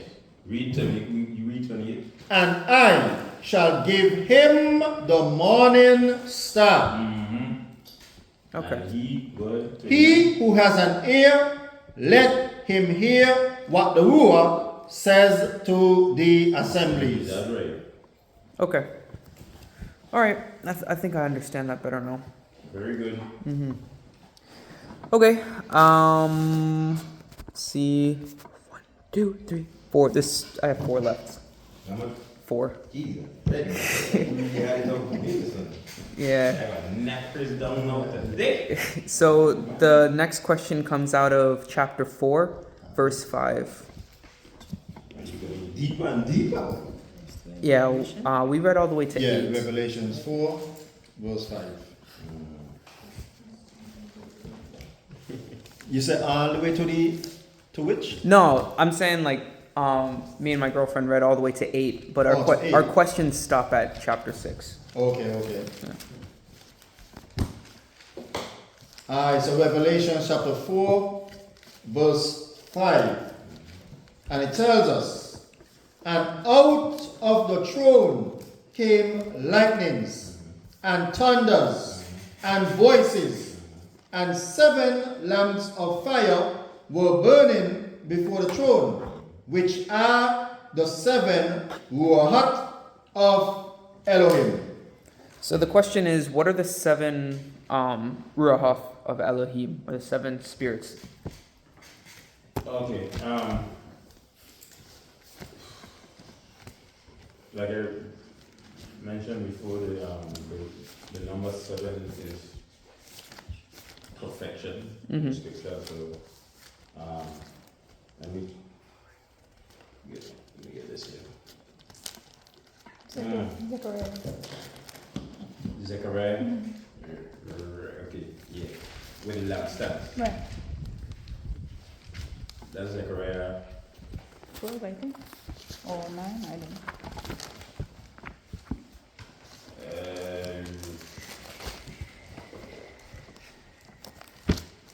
With the anointed one. Right. Okay. Start from. Yeah, start from verse 1. Chapter which one? So Zechariah chapter 4. Alright, Zechariah 4. Verse 4? Oh.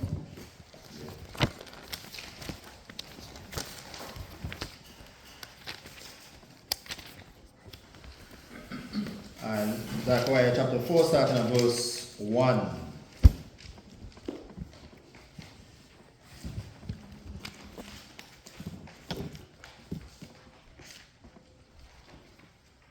And it tells us,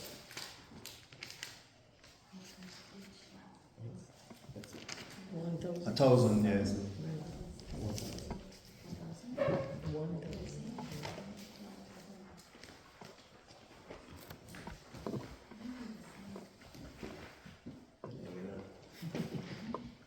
This is weird.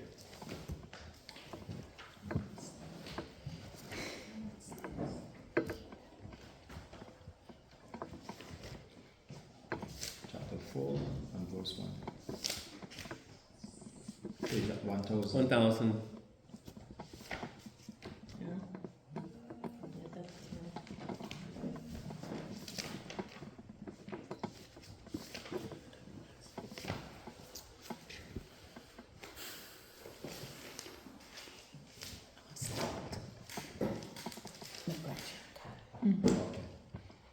Zechariah chapter 4, starting at verse 1. No, she's answering the phone. And it tells us, and the messenger who was speaking to me came back and woke me up as a man is awakened from sleep. And he said to me, what do you see? So I said, I have looked and see a lampstand all of gold with a bowl on top of it, and understand 7 lamps with 7 spouts to the 7 lamps, and 2 olive trees are by it, one at the right of the bowl and the other at its left. Then I responded and spoke to the messenger who was speaking to me, saying, what are these, my master? And the messenger who was speaking to me answered and said to me, do you not know what these are? And I said, no, my master. And he answered and said to me, this is the word of Yahweh to Zerubbabel, not by might, nor by power, but by my Ruah, said Yahweh of hosts. Who are you, great mountain, before Zerubbabel? A plain, and he shall bring forth the capstone, which shoots out favor to it.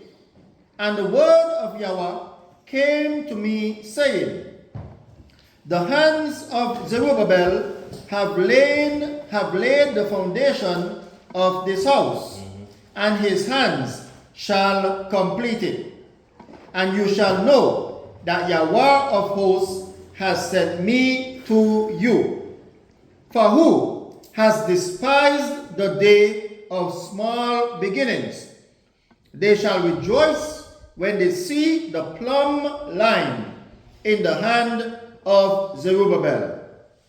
These 7 are the eyes of Yahweh. These what? These 7 are the eyes of Yahweh, which diligently search throughout all the earth.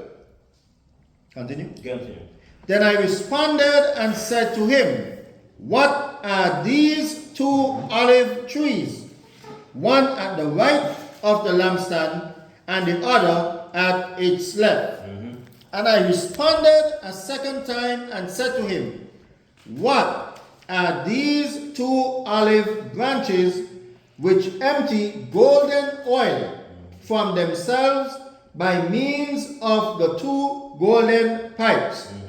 And he answered me and said, do you not know what these are? And I said, no, my master. And he said, these are the 2 anointed ones who stand beside the Adon of all the earth. Right. That's it for Okay. Zechariah 4. Very good. While you're reading, I'm getting myself ready here. Okay. Says 7. So we go to Isaiah 7, the 7 rules of Elohim. Okay, that's what we're looking for. So you go from there, go to Isaiah chapter 11, verse 2. Isaiah chapter 11, verse 2.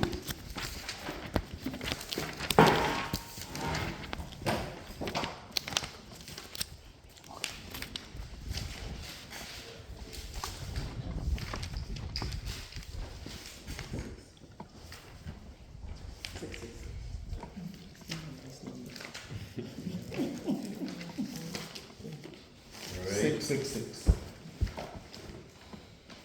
Hey, what do you mean? I got the number for the devil. Ah! It's in the Bible too.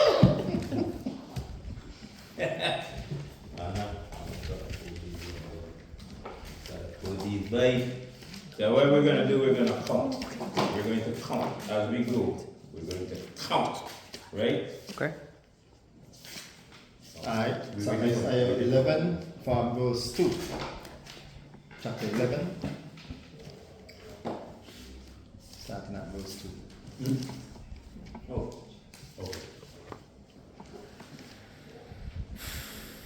Start from 1 or verse 2? You can start from 1. Alright, Isaiah chapter 11, starting from 1.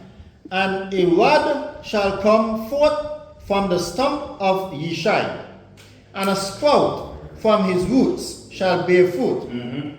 The Ruah of Yahweh shall rest upon him. So the Ruah of Yahweh, or the Spirit of Yahweh, shall rest upon him, right? Okay. Let's get to the Spirit then now. Go ahead. Counting. The Ruah of wisdom Stop. What number is that? 1. Okay, go ahead. and understanding. What number is that? 2. Go ahead. The Ruah of counsel What number is that? 3.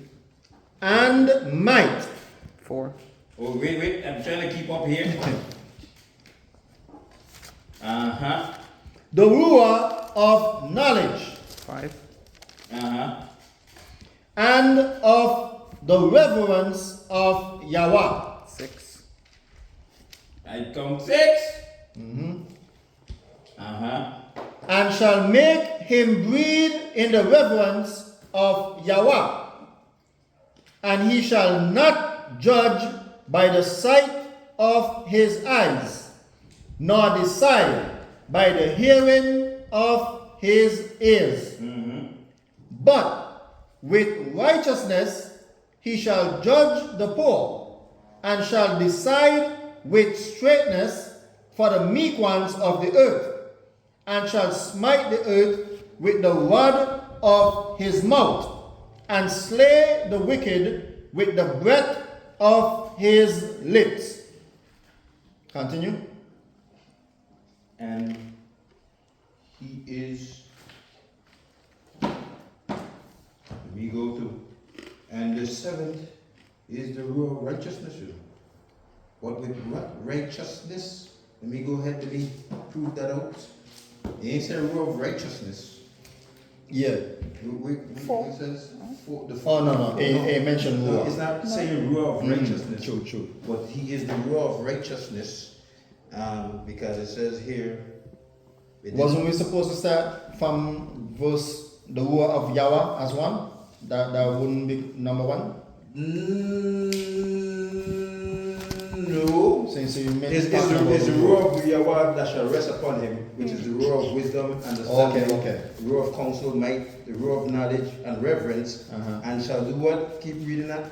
And shall make him breathe in the reverence of Yahweh. Go ahead. And he shall not judge by the sight of his eyes, nor decide by the hearing of his ears. But with righteousness he shall judge the poor, That's right. and shall decide the straightness for the meek ones of the earth, and shall smite the earth with the rod of his mouth, and slay the wicked with the breath of his lips. And five. And righteousness shall be the girdle of his loins. So the seventh is righteousness. Which is in, sorry. Want my water? No, you don't want to drink from my water. I got that. Hey, right? You were going to Ephesians? Okay. And no, I was going to. Which is what it said. John chapter, is it 14 or 16? Let me see, John chapter. So I got my 7 here, but let me bring up John chapter.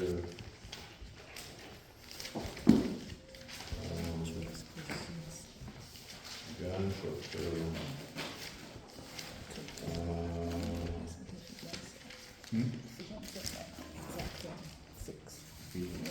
Okay, John chapter 16, verse 14. Start from verse 5. John 16.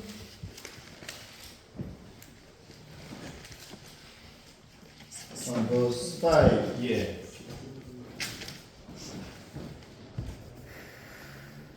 And it tells us, but now I go away to him who sent me, and not one of you asks me, where are you going?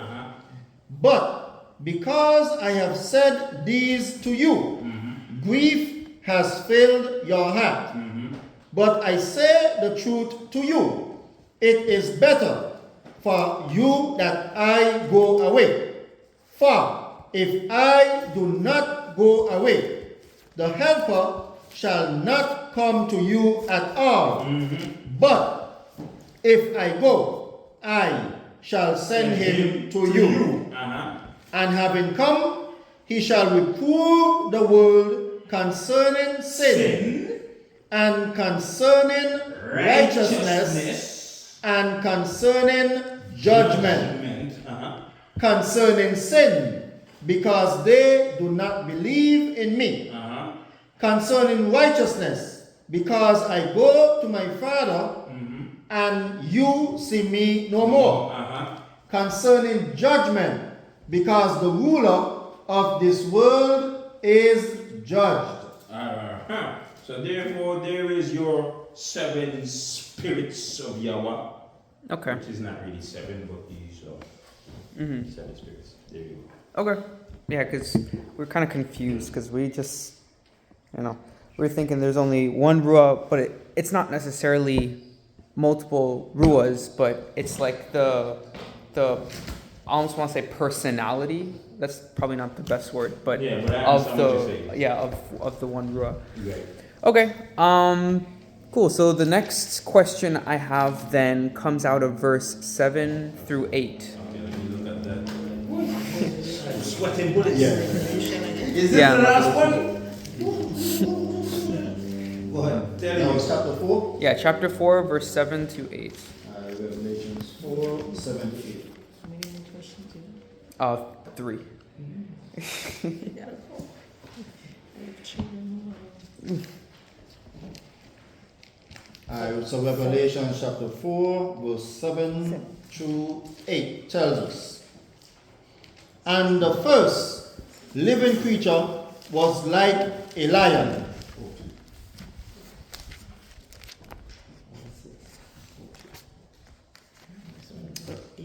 Where are we? Did John? Revelation 4. No, Revelation 4. Yeah, Yeah. 7 and 8.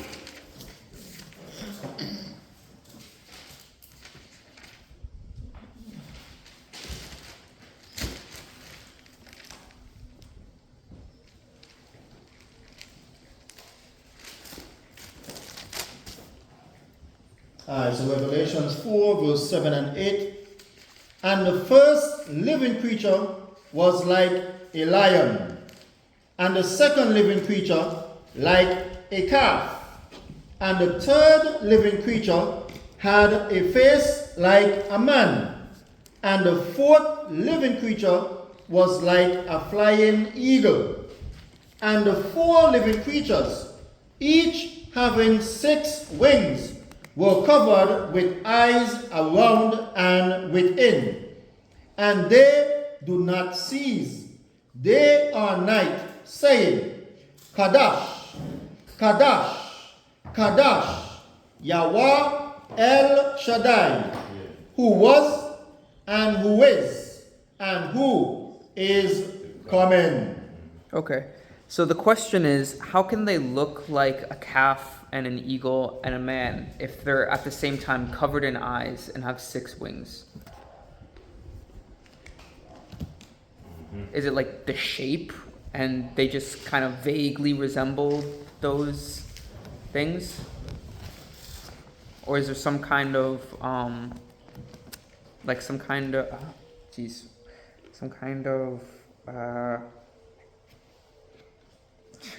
trying to think of the right word. Like, it's not literal. Like, they don't literally look like a calf. Yeah.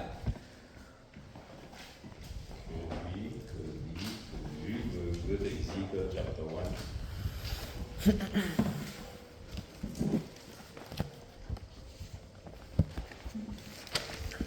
Because in the scriptures, now, remember we read in Zechariah the 7 eyes of Yahweh? It's the same way how we had the 7 spirits of Yahweh. The spirit is perfect. And the 7 eyes of Yahweh, Yahweh doesn't literally have 7 eyes, but the perfected or the perfect sight that that he sees everything. So, but in Ezekiel 8:31. Okay. Ezekiel chapter 1. Chapter 1. Ezekiel chapter 1.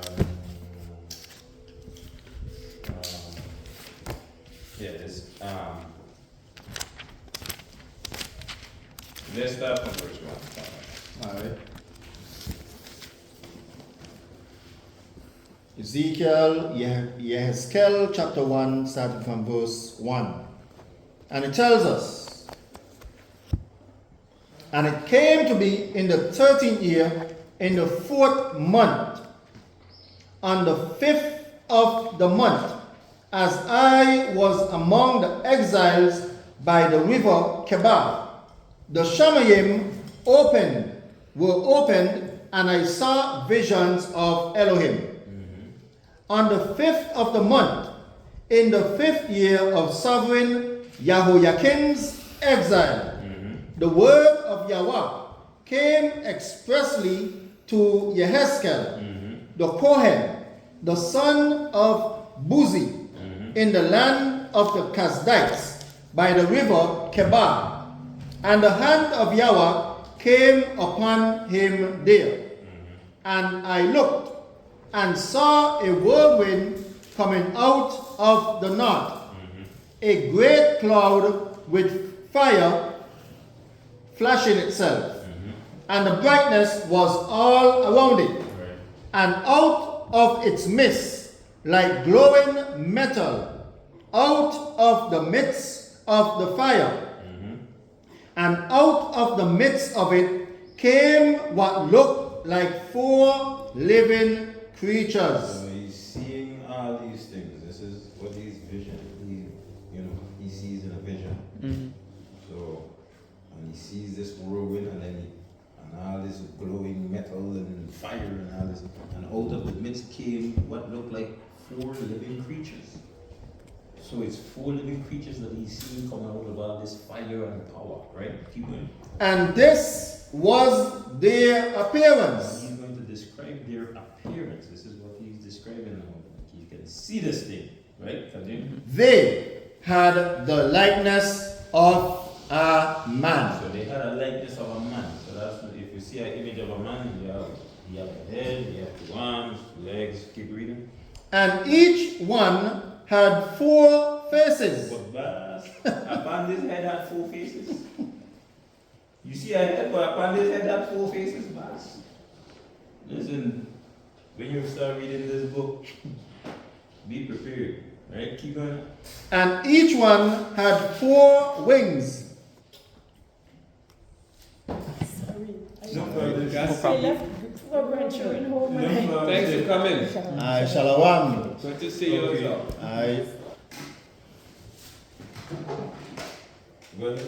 And each one had 4 faces, and each one had 4 wings, and their feet were straight feet, and the soles of their feet were like the soles of a calf's, of a calf's foot, and they sparkled like the appearance of polished bronze. No, this looks like he's describing what he's seeing, right?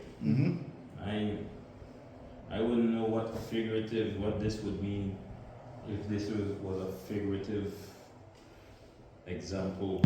There's no breakdown for it. He's just simply saying what he's seeing. He's looking at these creatures, right? Keep reading. And under their wings, on their 4 sides, were the hands of a man. And each of the 4 had faces and wings. Their wings touched one another. They did not turn when they went, but each one went straight forward. And the likeness of their faces, the face of a man. And each of the 4 had the face of a lion on the right side, and each of the 4 had the face of an ox on the left side, and each of the 4 had the face of an eagle. Such were their faces. Their wings were spread upward. 2 of each touched one another, and 2 covered their bodies. And each one went straight forward, going wherever the Spirit was to go. And they did not turn when they went. And the likeness of the living creatures, their appearance was like burning coals of fire, and like the appearance of torches moving back and forth among the living creatures. And the fire was bright, and out of the fire went lightning. And the living creatures ran back and forth, like the appearance of a flash of lightning. Like, they hear him. They hear it. They hear it. Every flash, they hear it. They hear it. They hear it. They hear it. They hear it. That's some powerful stuff. Give me this. And I looked Speed up at. light. Huh? Speed up light. That's right. That's where they get flash from. Ah! Eh? Eh? Yeah, he ain't fast enough. Alright, go ahead. And I looked at the living creatures and saw a wheel on the earth beside each living creature with its 4 faces. The appearance of the wheels and their works was like the appearance of beryl, and all 4 had the same form. The appearance of their works was as it were a wheel in the middle of a wheel. When they went in any one of 4 directions. They did not turn aside when they went. Right. And their wings were high and awesome, and their wings were covered with eyes, Right. and all around the 4 of them. All around the 4 of them. And when the living creatures went, the wheels went beside them. And when the living creatures were lifted up from the earth, the wheels were lifted up. Wherever. One second. I heard this being read, and what they were saying that these are the UFOs, so to speak. And the windows for the UFOs or the lights on the UFOs shining. The wheel and the wheel, which is I will show you how the chart is circling. Yeah, that's what they say. That's what they say. Go ahead. I guess we're going. Alright.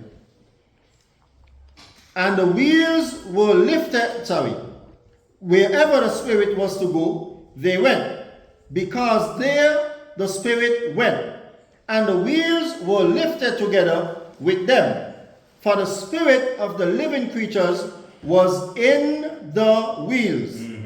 When those went, these went. When those stood, these stood. And when those were lifted up from the earth, the wheels were lifted up together with them. For the spirit of the living creatures was in the wheels. And a likeness was over the heads of the living creatures, an expanse like the appearance of an awesome crystal stretched out over their heads. And under the expanse, their wings were straight, one toward another. Each one had 2, which covered one side, and each one had 2, which covered the other side of the body. And when they went, I heard the noise of their wings, like the noise of many waters, like the voice of El Shaddai, a tumult like the noise of an army. And when they stood still, they let down their wings. And a voice came from above the expanse that was over their heads. When they stood, they dropped their wings. And above the expanse, over their heads, was the likeness of a throne, in appearance like a sapphire stone. Is he seeing this stuff, or is this figurative? Or is this a vision that he's seeing? Right? Keep reading this. And on the likeness of the throne was a likeness as the appearance of a man high above it. And from the appearance of his waist and upward, I saw what looked like glowing metal with the appearance of fire all around it. And from the appearance of his waist and downward, I saw what looked like fire and brightness all around. I wonder if we can see our boy. And boy. No way. Go ahead. as the appearance of a rainbow in a cloud on a rainy day. So was the appearance of the brightness all around it. Jeez.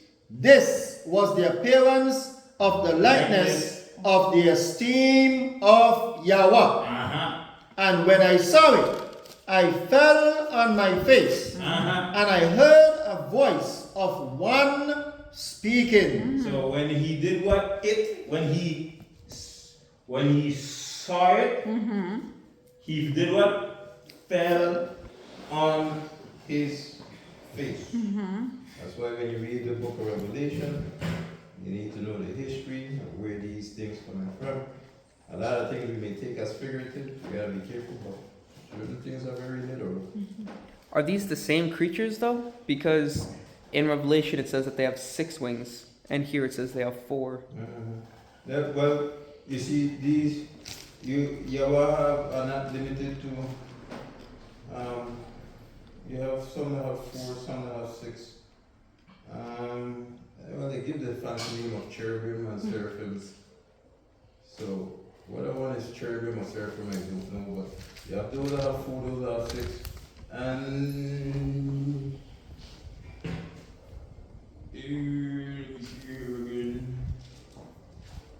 And the one in Revelation says these have 6 wings. And over here it says 4, and it says 4 over here. I gotta, Did it look the same? yeah, I Did will it have look to. the same in faces? I believe so. Well, No, no, I don't think they are the same because these ones have 4 faces, and the other ones I think have 1 each. Because it said one looks like, or one has the likeness of a man, one has the likeness of an eagle, one has the likeness of an ox, or calf, and the other one has a likeness of a lion. I believe that was the last one. Okay. Maybe read this thing here. Revelation? Yeah.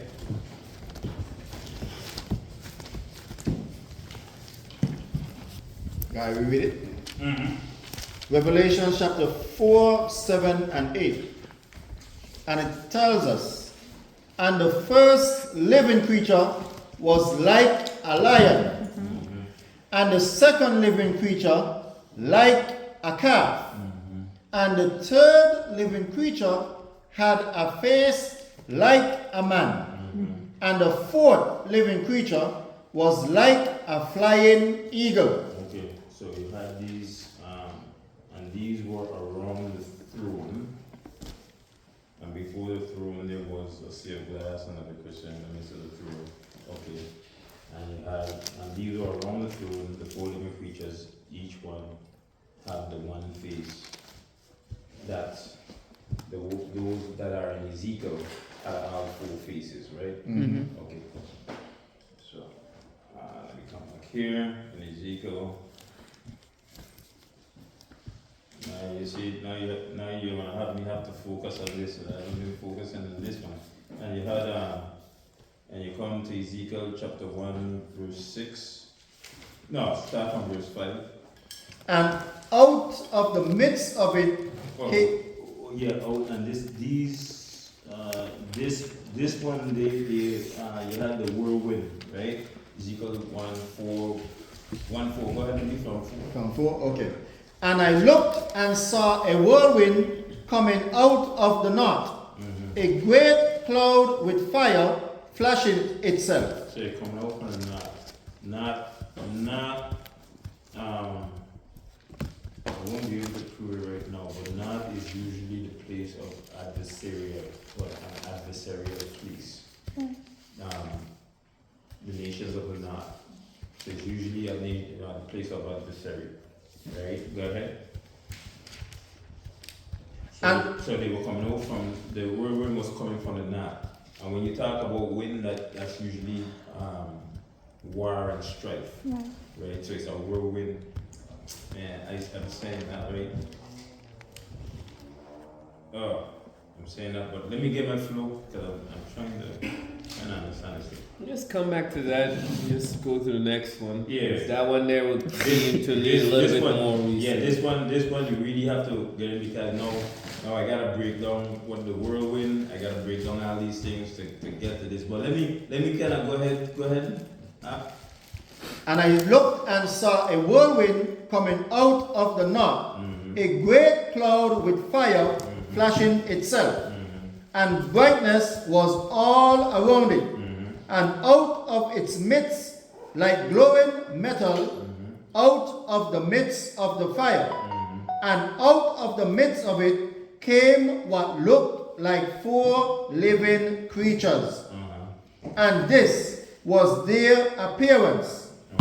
They had the likeness of a man, and each one had 4 faces, and each one had 4 wings. Okay, so these were not around the throne of Yahweh like the others. The others will be around the throne. These were the ones coming out of the whirlwind that came from the north. Okay. So I had to get it together. That and I'll tell you, that's why you need to we need to take the time to study this. That's why we're starting from our way from the beginning up to understand the different terms like the out of the north and stuff like that. You gotta understand those. I simply said that when it speaks of coming from the north, that's talking about an adversarial nation. I'm saying it, but I have to prove that from scripture. And right now I can't do that because I have to take a little more time to deal with that. So Okay. You're kind of mashing me up here. Okay. To be honest, you mash me up right here. It's like a language. If you don't speak that language for a while, you're gonna kind of forget some words. Yeah, So that's all it is. I know it is there, but now it's to find it and to remember all it because you catch me off guard. Now I have to try and recall these things and I'm trying to hustle. So I think I've been a little fatigued. If that's the case, go ahead, mash me up. Okay. No. All right.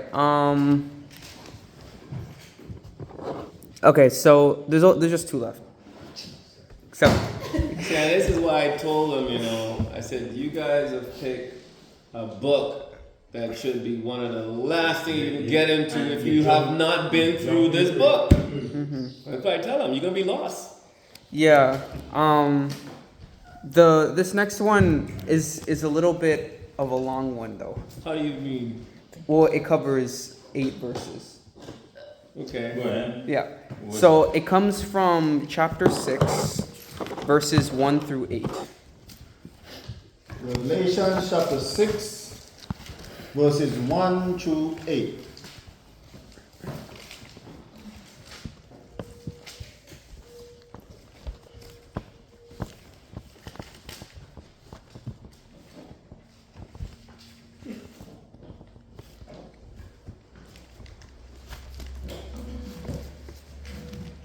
Revelation chapter 6, starting at verse 1. And it tells us, and I saw when the Lamb opened one of the seals, and I heard one of the 4 living creatures say, like a sound of thunder, come and see. And I looked and saw a white horse, and he who sat on it holding a bow, and a crown was given to him, and he went out overcoming and to overcome. And when he opened the second seal, I heard the second living creature saying, come and see. And another horse, fiery red, went out, and it was given to the one who sat on it to take peace from the earth, and that they should slay one another. And a great sword was given to him. And when he opened the third seal, I heard the third living creature say, come and see. And I looked and saw a black horse, and he who sat on it holding a pair of scales in his hand. And I heard a voice in the midst of the 4 living creatures, saying, a measure of wheat for a denarius, and 3 measures of barley for a denarius, and do not harm the oil and the wine. And when he opened the 4th seal, I heard the voice of the 4th living creature saying, come and see. And I looked and saw a pale horse, and he who sat on it had the name Death, and the grave followed him, and authority was given to them over 1/4 of the earth, to kill with sword, and with hunger, and with death, and by the beasts of the earth. So I understood these horsemen to be the 4 horsemen of the apocalypse. So you kind of laughing at me over there, but I I just smile at you now. I just smile. Yeah. So that's what I took from it, but my girlfriend didn't really understand. She's never heard of that before. So I was wondering if we could just kind of clarify who exactly these 4 horsemen are. Okay. Four horsemen of the apocalypse. Mm.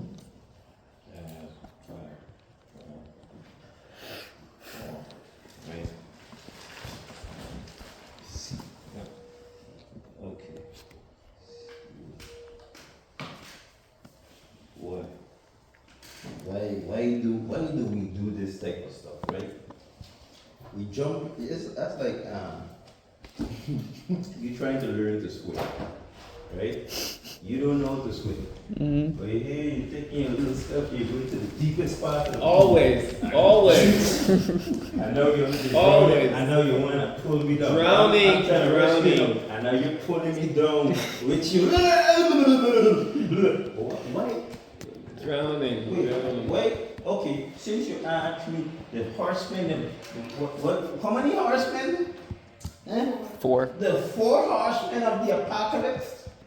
Okay, it talks about the book being open, that the seals are being broken. Since you want to go so deep, when was this book sealed? When was it sealed? Yeah. The seal had to be broken, so it had to first be sealed. Mm-hmm. You're going deep, let's go deep. Don't do that to me, so I'm gonna push it back on you. When was it sealed? I don't know when it was sealed. Man, don't do that to me, so why you want to go there? Why do you want to go there? You don't even know when the book was sealed, but you want me to tell you, oh, okay, this is the opening of this seal, opening of this next seal, and this next seal, and this next seal. I think he needs a rest. You already fried his brain already. He needs a rest. You mash. So you might want to save that for some time in the future after you've been through this a See, little you bit. have, before we go there, you have to learn the history. Right. Because without that, Right. now you going deep, because when I ask, okay, what is this, the 4 horsemen of the apocalypse, as you mentioned, teach me about that, share that. I guess I understood them to be sort of they're sort of literal and then also sort of figurative, because it's just to explain the things that are to come before the time of Yahweh, which would be war, pestilence, death, and famine. So these are the things that you would experience before Yahweh comes back.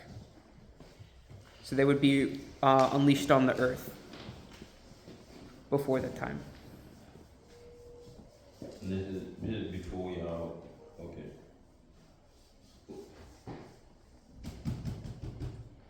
This whole book, what is it talking about? Because what I'm hearing is this general thing. What I'm getting from your explanation, this general thing about when y'all come back.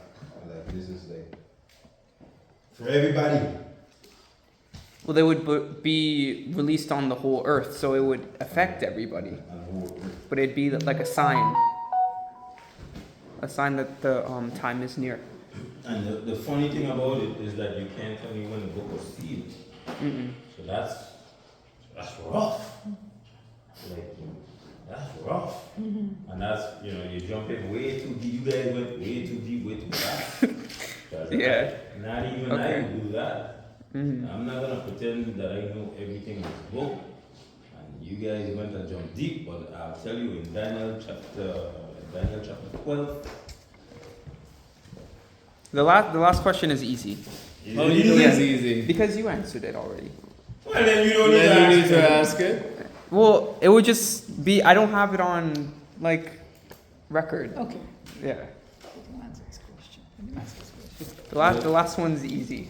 Well, then do the last one and then come back to the ones that's not. Let's deal with this. Because I asked when was the book sealed? Because seal is being broken, right? Yes. Mhm. So that means it was sealed up before. So I asked, when was the book sealed? It was to be sealed up to a certain time, right? Mm-hmm. So you said that These seals are broken. Like that's for when you will come and it affect the whole earth and like the end of the world Mm-hmm. kind of thing, right? okay. So let's go to Daniel chapter 12, start from verse 1. Daniel chapter 12 from verse 1. Very last chapter in Daniel.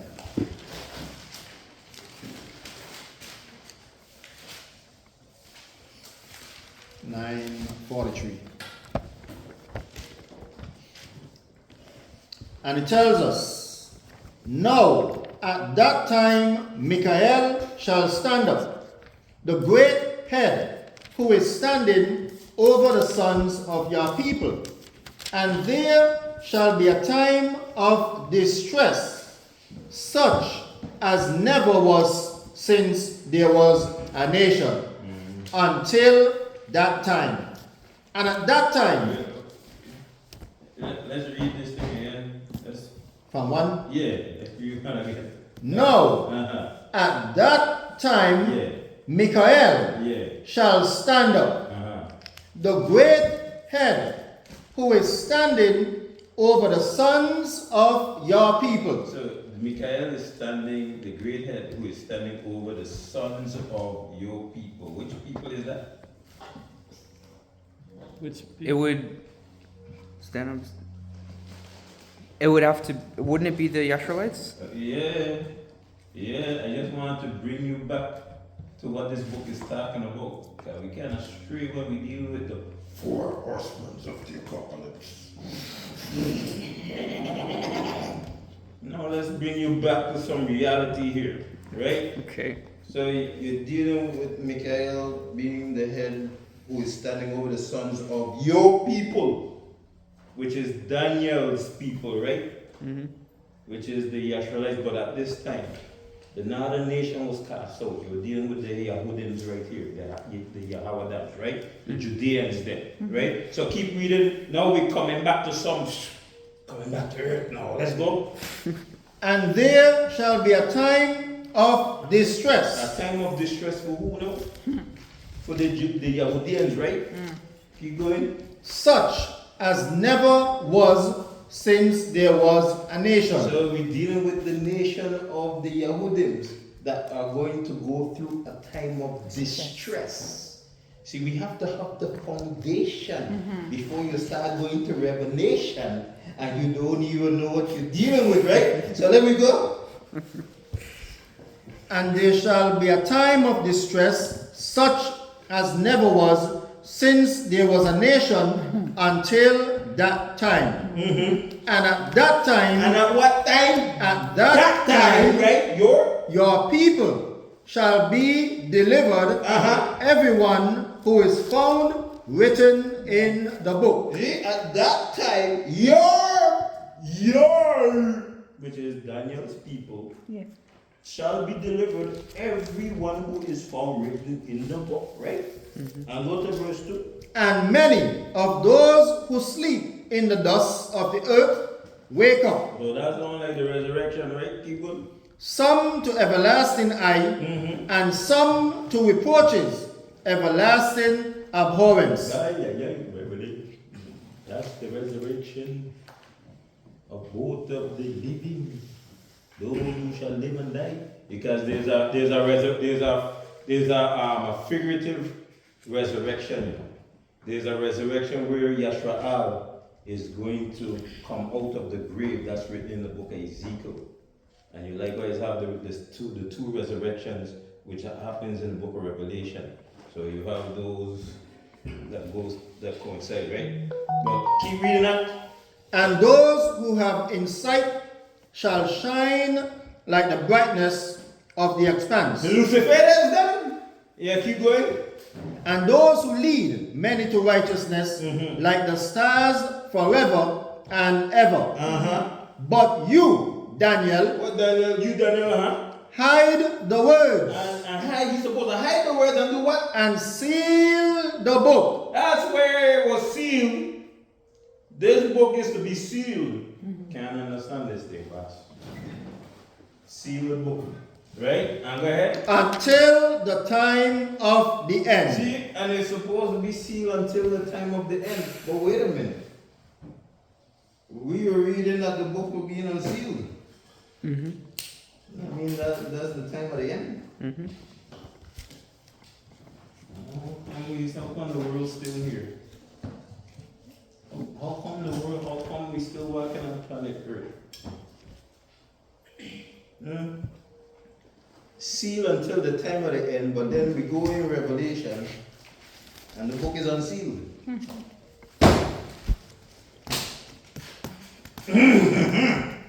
The book is unsealed. Well, let me tell you something. When you start reading in this thing, you're going to find yourself reading about the history of Yeshua. Yeah.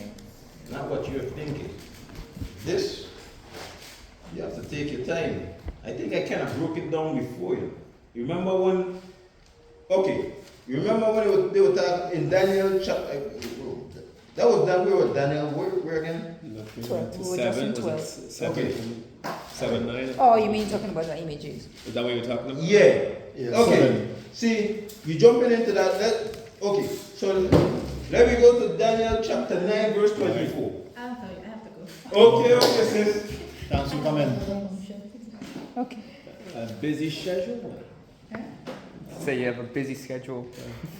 Thanks for stopping by. Thanks for coming to the study. Okay, Alright, take care. Bye. All right, sis. 7.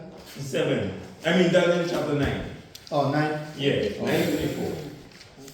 Because you're jumping into something, so I will have to mash you up now.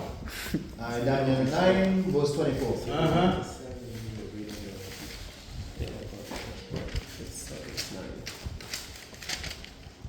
What is now? Hey, you guys got way too deep enough. No, I have to bring these type of scriptures because you got way too far. So let me bring these scriptures because all these are connected. Yeah. Not all these are connected. And then after I move from here, I'll show you something here. Right? So Daniel chapter 9, verse 24. Daniel chapter 9 and verse 24 tells us, Uh-huh. 70 weeks are decreed for your people Uh-huh. and for your Kadash city. Because remember we read that they're gonna come to a time of distress. These people. And now it says 70 weeks are decreed or cut out for your people and for your Kodash city. To do what? To put an end to the transgression Uh-huh. and to seal up sins Uh-huh. and to cover wickedness and to bring in everlasting righteousness Uh-huh. and to seal up vision and nabi and to anoint the most Kadash. See, and to seal the close up, stop, seal up vision and prophecy, and to anoint the most Kodash. You can understand that stuff. Keep reading this thing up. Know then and understand from the going forth of the command to restore and build Jerusalem until Messiah. The prince is 7 weeks and 62 weeks. Go ahead. It shall be built again with streets and a trench, but in times of affliction. You understand all that? Let me show you. You want to play? Okay, keep reading that. And after the 62 weeks, Messiah shall be cut off and have not.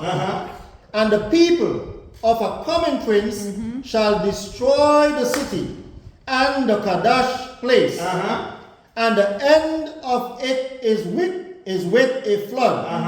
And wastes are decreed. And fighting until the end. You can understand that? Yeah? You can understand that? Keep reading that. And he shall confirm a covenant with many for 1 week. And in the middle of the week, he shall put an end to slaughtering and meal offering. And on the wing of abominations he shall lay waste, even until the complete end, and that which is decreed is poured out on the one who lays waste. What is that talking about? Since you jump into Revelation, you know what I'm talking about? No. Don't have a clue? No. Okay, for 70 weeks is decreed. 70 weeks. Where they got this 70 weeks from? When it says 70, it says 70 weeks are cut out for your people. So 70 weeks from where? Because you have to cut it out from a greater number, right? So where is that greater number? Is it cut out from Don't show me the scripture. Yeah. Where is that greater number? I can't do that. Oh, you're messing with Revelation. You're messing with something you don't know. So we go to Daniel chapter 8 verse 14.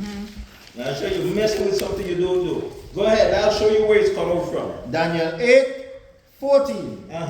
And he said to me, for 2,300 evening, morning, then that which is Kadesh shall be made right. So the 70 weeks is cut out from the 2,300 evenings and mornings, the 2,300 days. That's where it's cut out from. But if you don't understand that, you're not going to understand the 70 weeks that are cut out. Then you wouldn't understand what's taking place in Revelation. You're going to now come up with that kind of thing. So before you deal with Revelation, see, I'm hitting you this way because I want you to know, slow down and get to understand these things first before you go to Revelation, because these things has to be explained. And then because it was being explained here, but even Daniel couldn't take it. So you have to like cool it down, seal up the vision and seal up the book and put an end to all of that. But there's a lot of things that has to be spoken concerning Yashraal and the Yahawadims. That's what it's talking about. And if you don't stick with the Yahawadims or the Yashraal and you start talking about all other things, you're not talking what this book is saying. So you're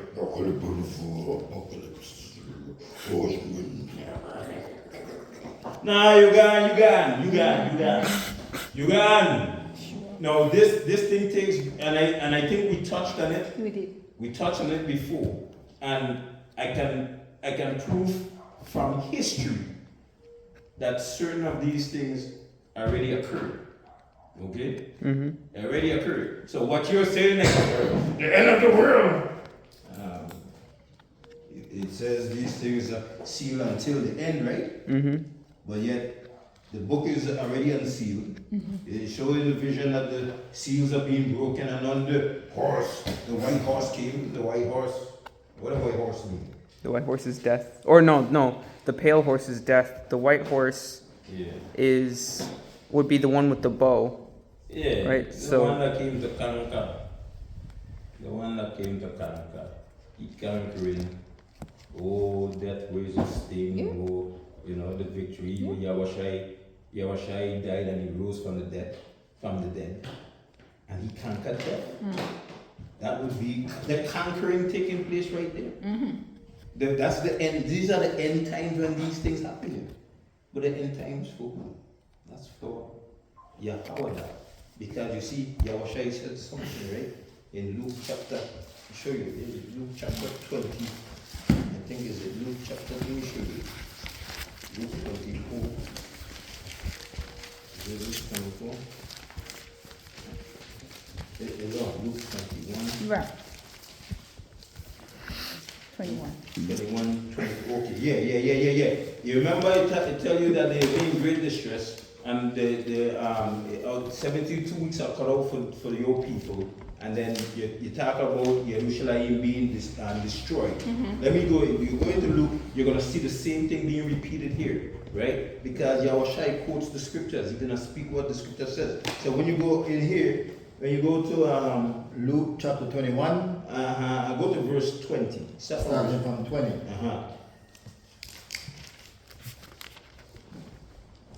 And it tells us, and when you see Jerusalem surrounded by armies, then know that its laying waste is near. Well, you see, this is within the 72 weeks that were cut out of the 2300 days. Okay? Now this was cut out for the Yahudims, and here it is, Yahushua is speaking concerning when Jerusalem will be destroyed. See, that's where Daniel was going. But there's a lot of things that was said that I would really have to take the time to break it down for you, which I don't have the time to do now. But I'm going to show you that this is what Yahushua is talking about here. Keep going now. Then let those in Yehuda flee to the mountains. Those in who? In Yehuda, flee to the You mountains. see that? It's talking about the Yahudims, right? Keep going. And let those who are in the midst of her go out. And let not those who are in the fields enter her. Because these are the days of vengeance. These are the days of vengeance.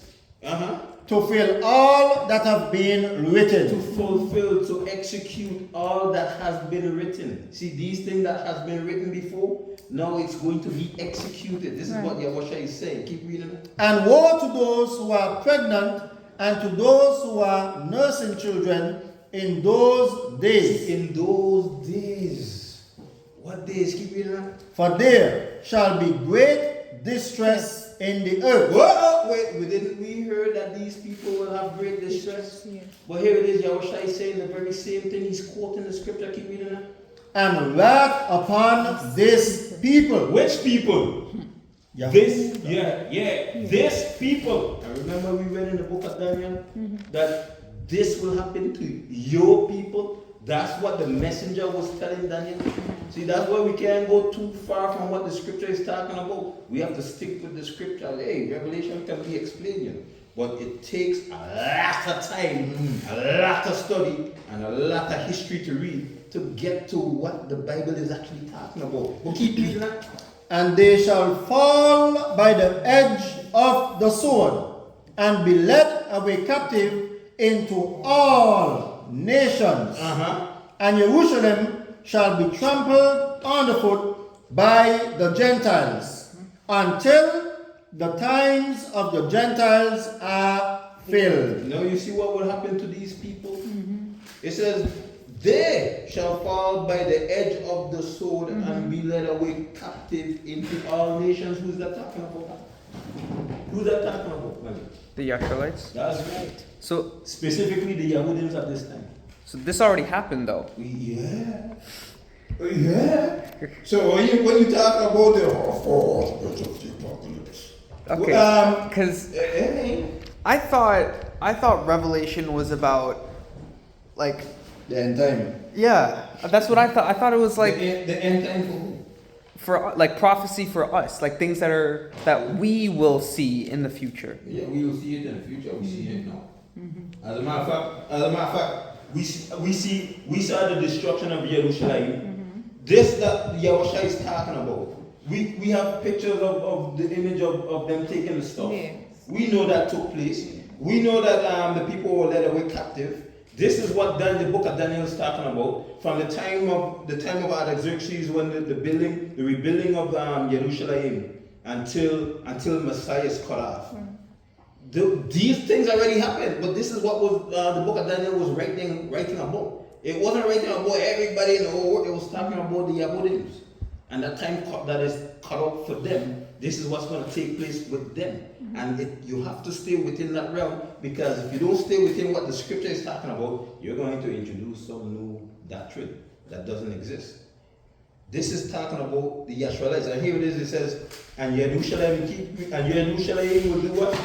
And Jerusalem shall be trampled underfoot by the Gentiles until the times of the Gentiles are filled." Until the times of the Gentiles are filled. When is the times of the Gentiles will be filled? Yeah. It says they will trample Jerusalem until their time is completed.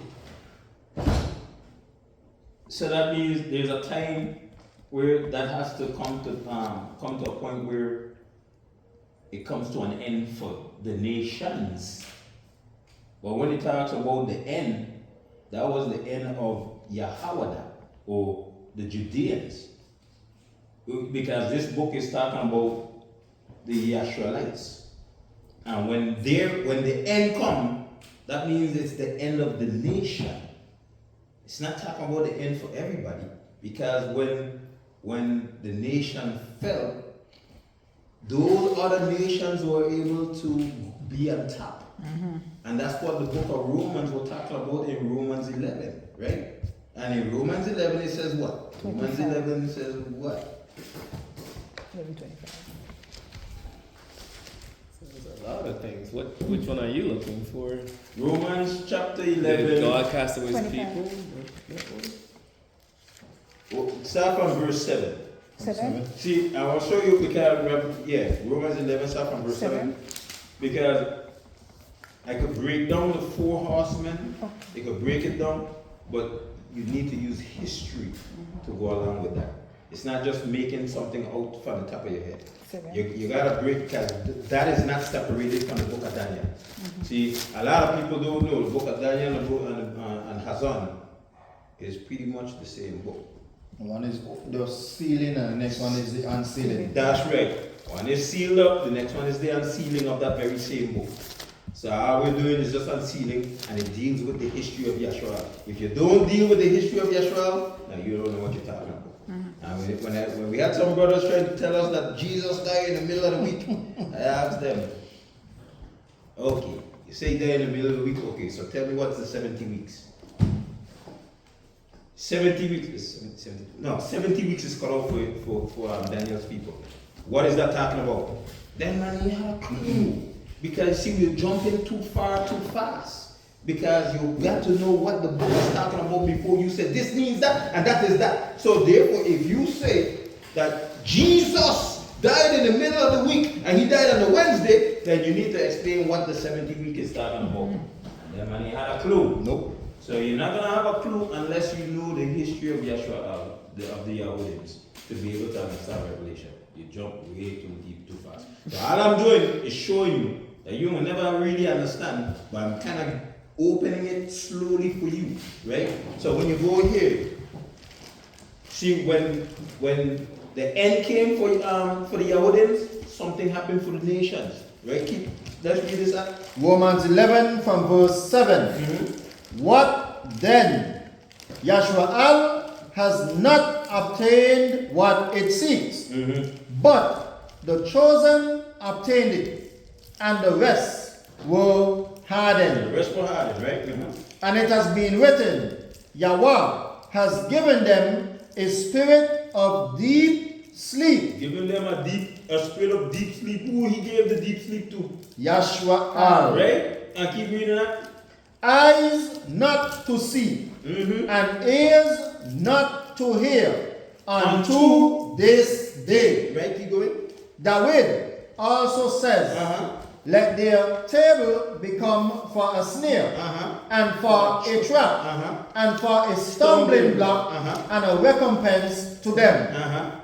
Let their eyes be darkened, not to see, and bow down their backs always.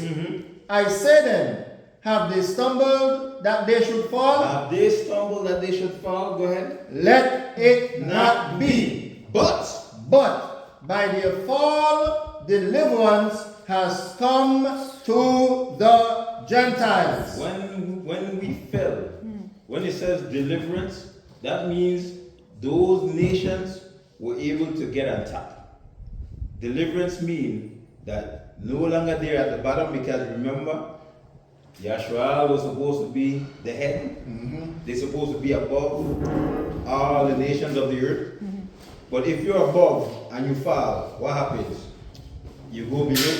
Yep. So when they fell, as it's written here, they fall is what? Deliverance has come to the Gentiles. To do what? To provoke them to jealousy. To provoke us to jealousy.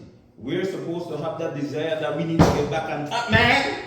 That is people can be ruling over us, man.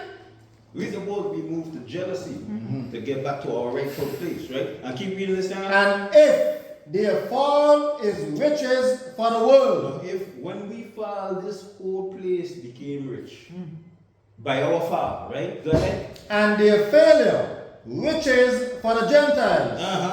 How much more their completeness? If our failure made this world rich, and we're in poverty, how much more our completeness or our coming back? They would be even richer, but they would have to be under us. That's right. So this is what the book is really talking about. So when you go into Revelation, you have to keep that in mind. You have to bear that in mind. That everything that this book is talking about is talking about the Yahudim, it's talking about Yeshua. So therefore, you have to tie it back with the rest of the books that are written before Revelation. Especially Daniel. Daniel! You can't even tell me about the image that Nebuchadnezzar see. Can you tell me about the beast that Daniel saw? You could tell me about the lion with the 2 wings. Can you tell me about the leopard with the 4 heads and the 4 wings? Can you tell me about the bear that rose up from one side with 3 ribs in its mouth? Can you tell me about the beast that is undescribable with all his metal teeth? That is undescribable even to the very Nabayim or Nabal. Can you tell me about them? If you can't, you have no business messing with Revelation. I know these things and I still don't mess with Revelation yet.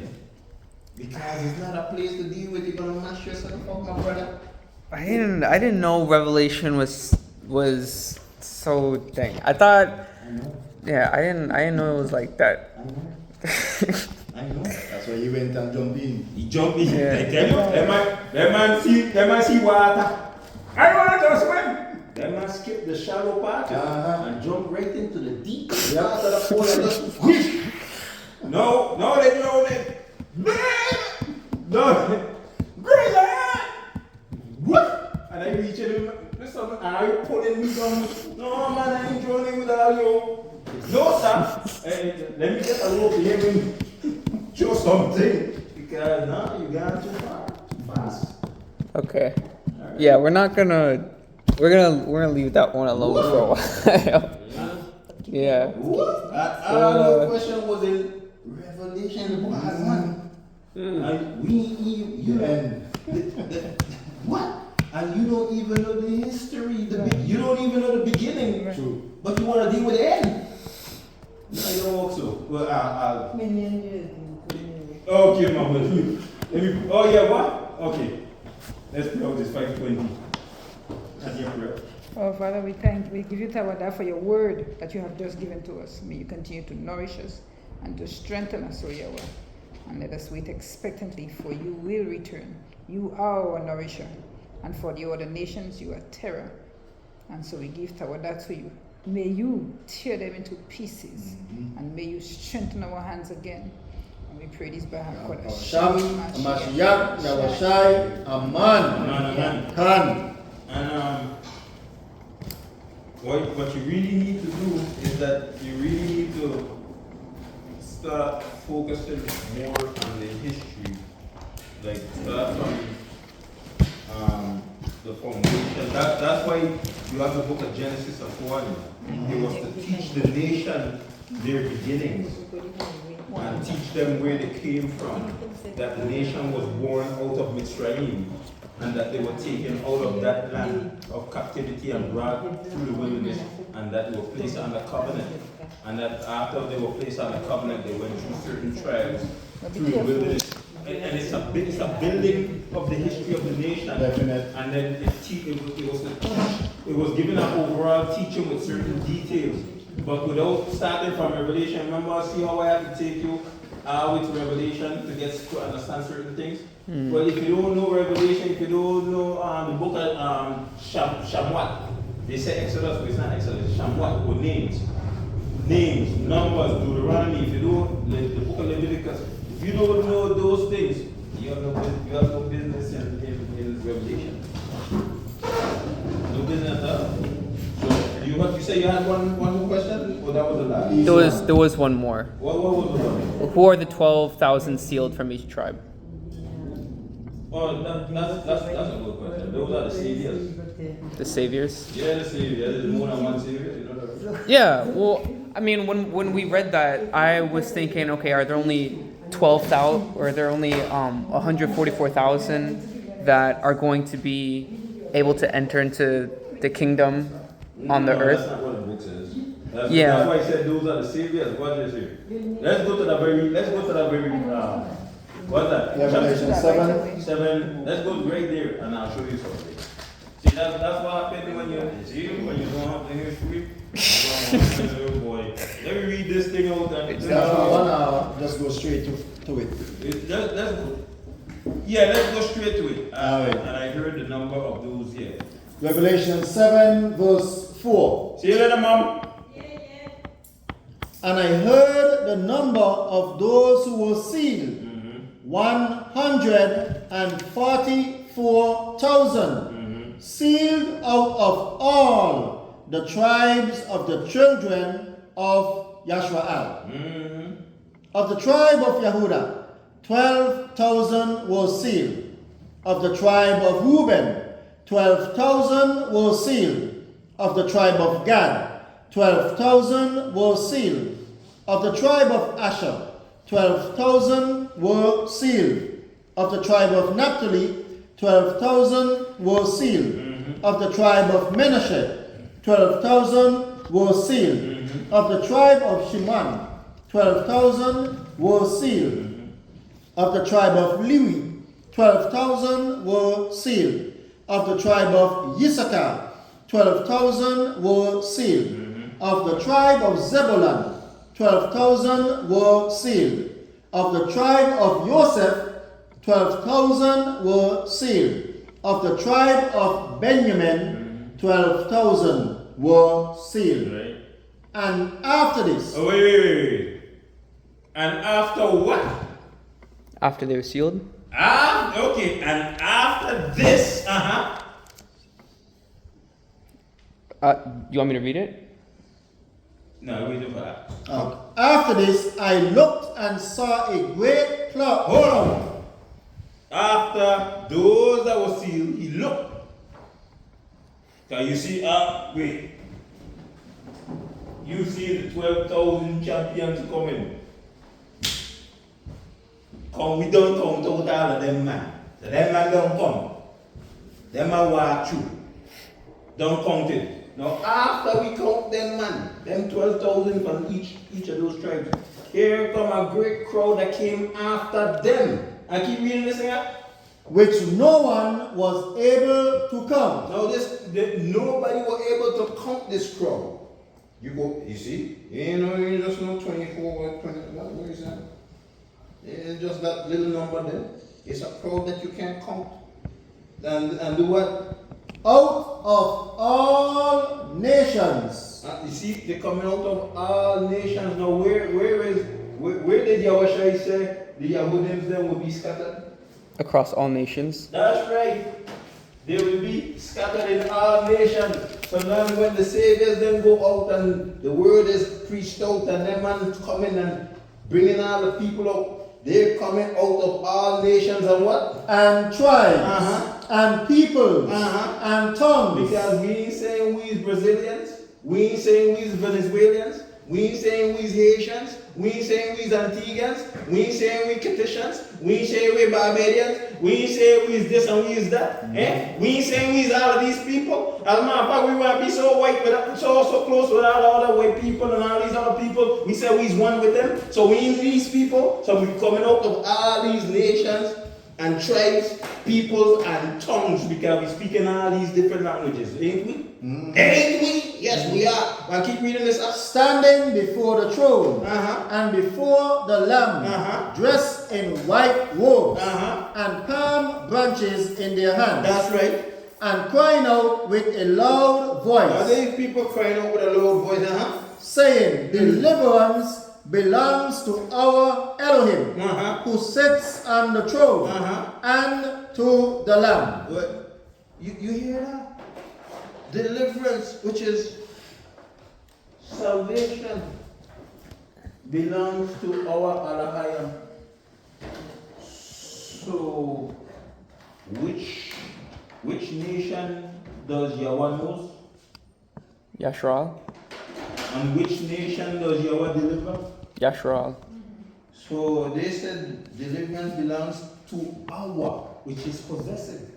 Our Alahayam. They didn't say, but deliverance belongs to everybody's Alahayam. It says to our.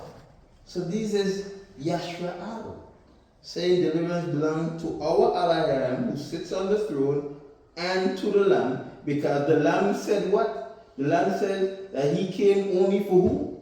Yashral. That's right. Right? And keep reading this thing. And all the messengers stood around the throne, Uh-huh. and the elders, Mhm. and the 4 living creatures. I'll tell you something. We tend to focus on the living creatures and this and that and how much eyes they have and blah blah blah. And we miss the larger story is what is actually taking place for Yahweh and for Yashraal and Yashraal as a whole. We tend to miss that because we want to focus on these the beasts and the 6 wings and 4 wings and 2 feet and how many toes, 7 eyes and 8 teeth and that kind of thing. Now, let's get to the big story here. Keep reading this time. And fell on their faces before the throne, and worshipped Elohim, saying, Amen. The Barakah, and the esteem, and the wisdom, and the thanksgiving, and the respect, and the power, and the might to our Elohim forever and ever. Amen. And keep going. And one of the elders responded, saying to me, Who are these dressed in white robes, and where did they come from? See the question there? That's the question. Who is these people? Who is these people? What's the answer? And I said to him, Master, You know. Uh-huh.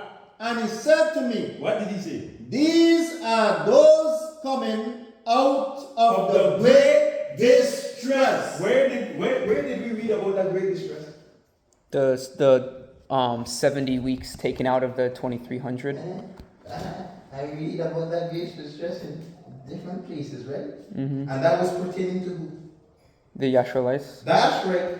We read that in the book of Daniel, right? Mm-hmm. Alright. It's not talking about everybody, it's talking about the Yashraelites. So whenever see, and this is what this is in the book of Revelation, but it's talking about Yashrael. That's why it counted the 12 tribes.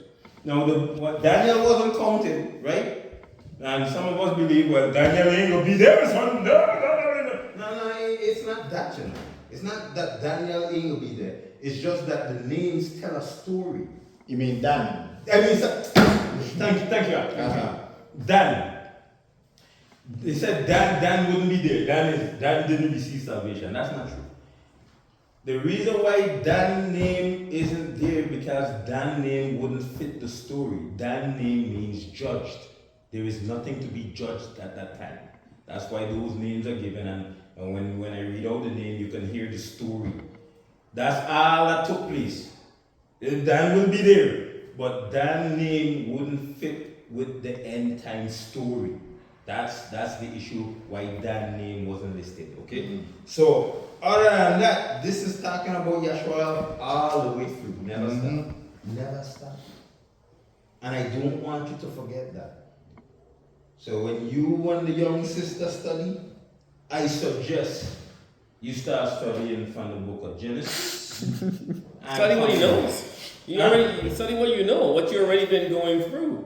So you could, as you get it, you pass it over. Yeah. Right? You don't be you're going to start a book and you jump to the back of the book.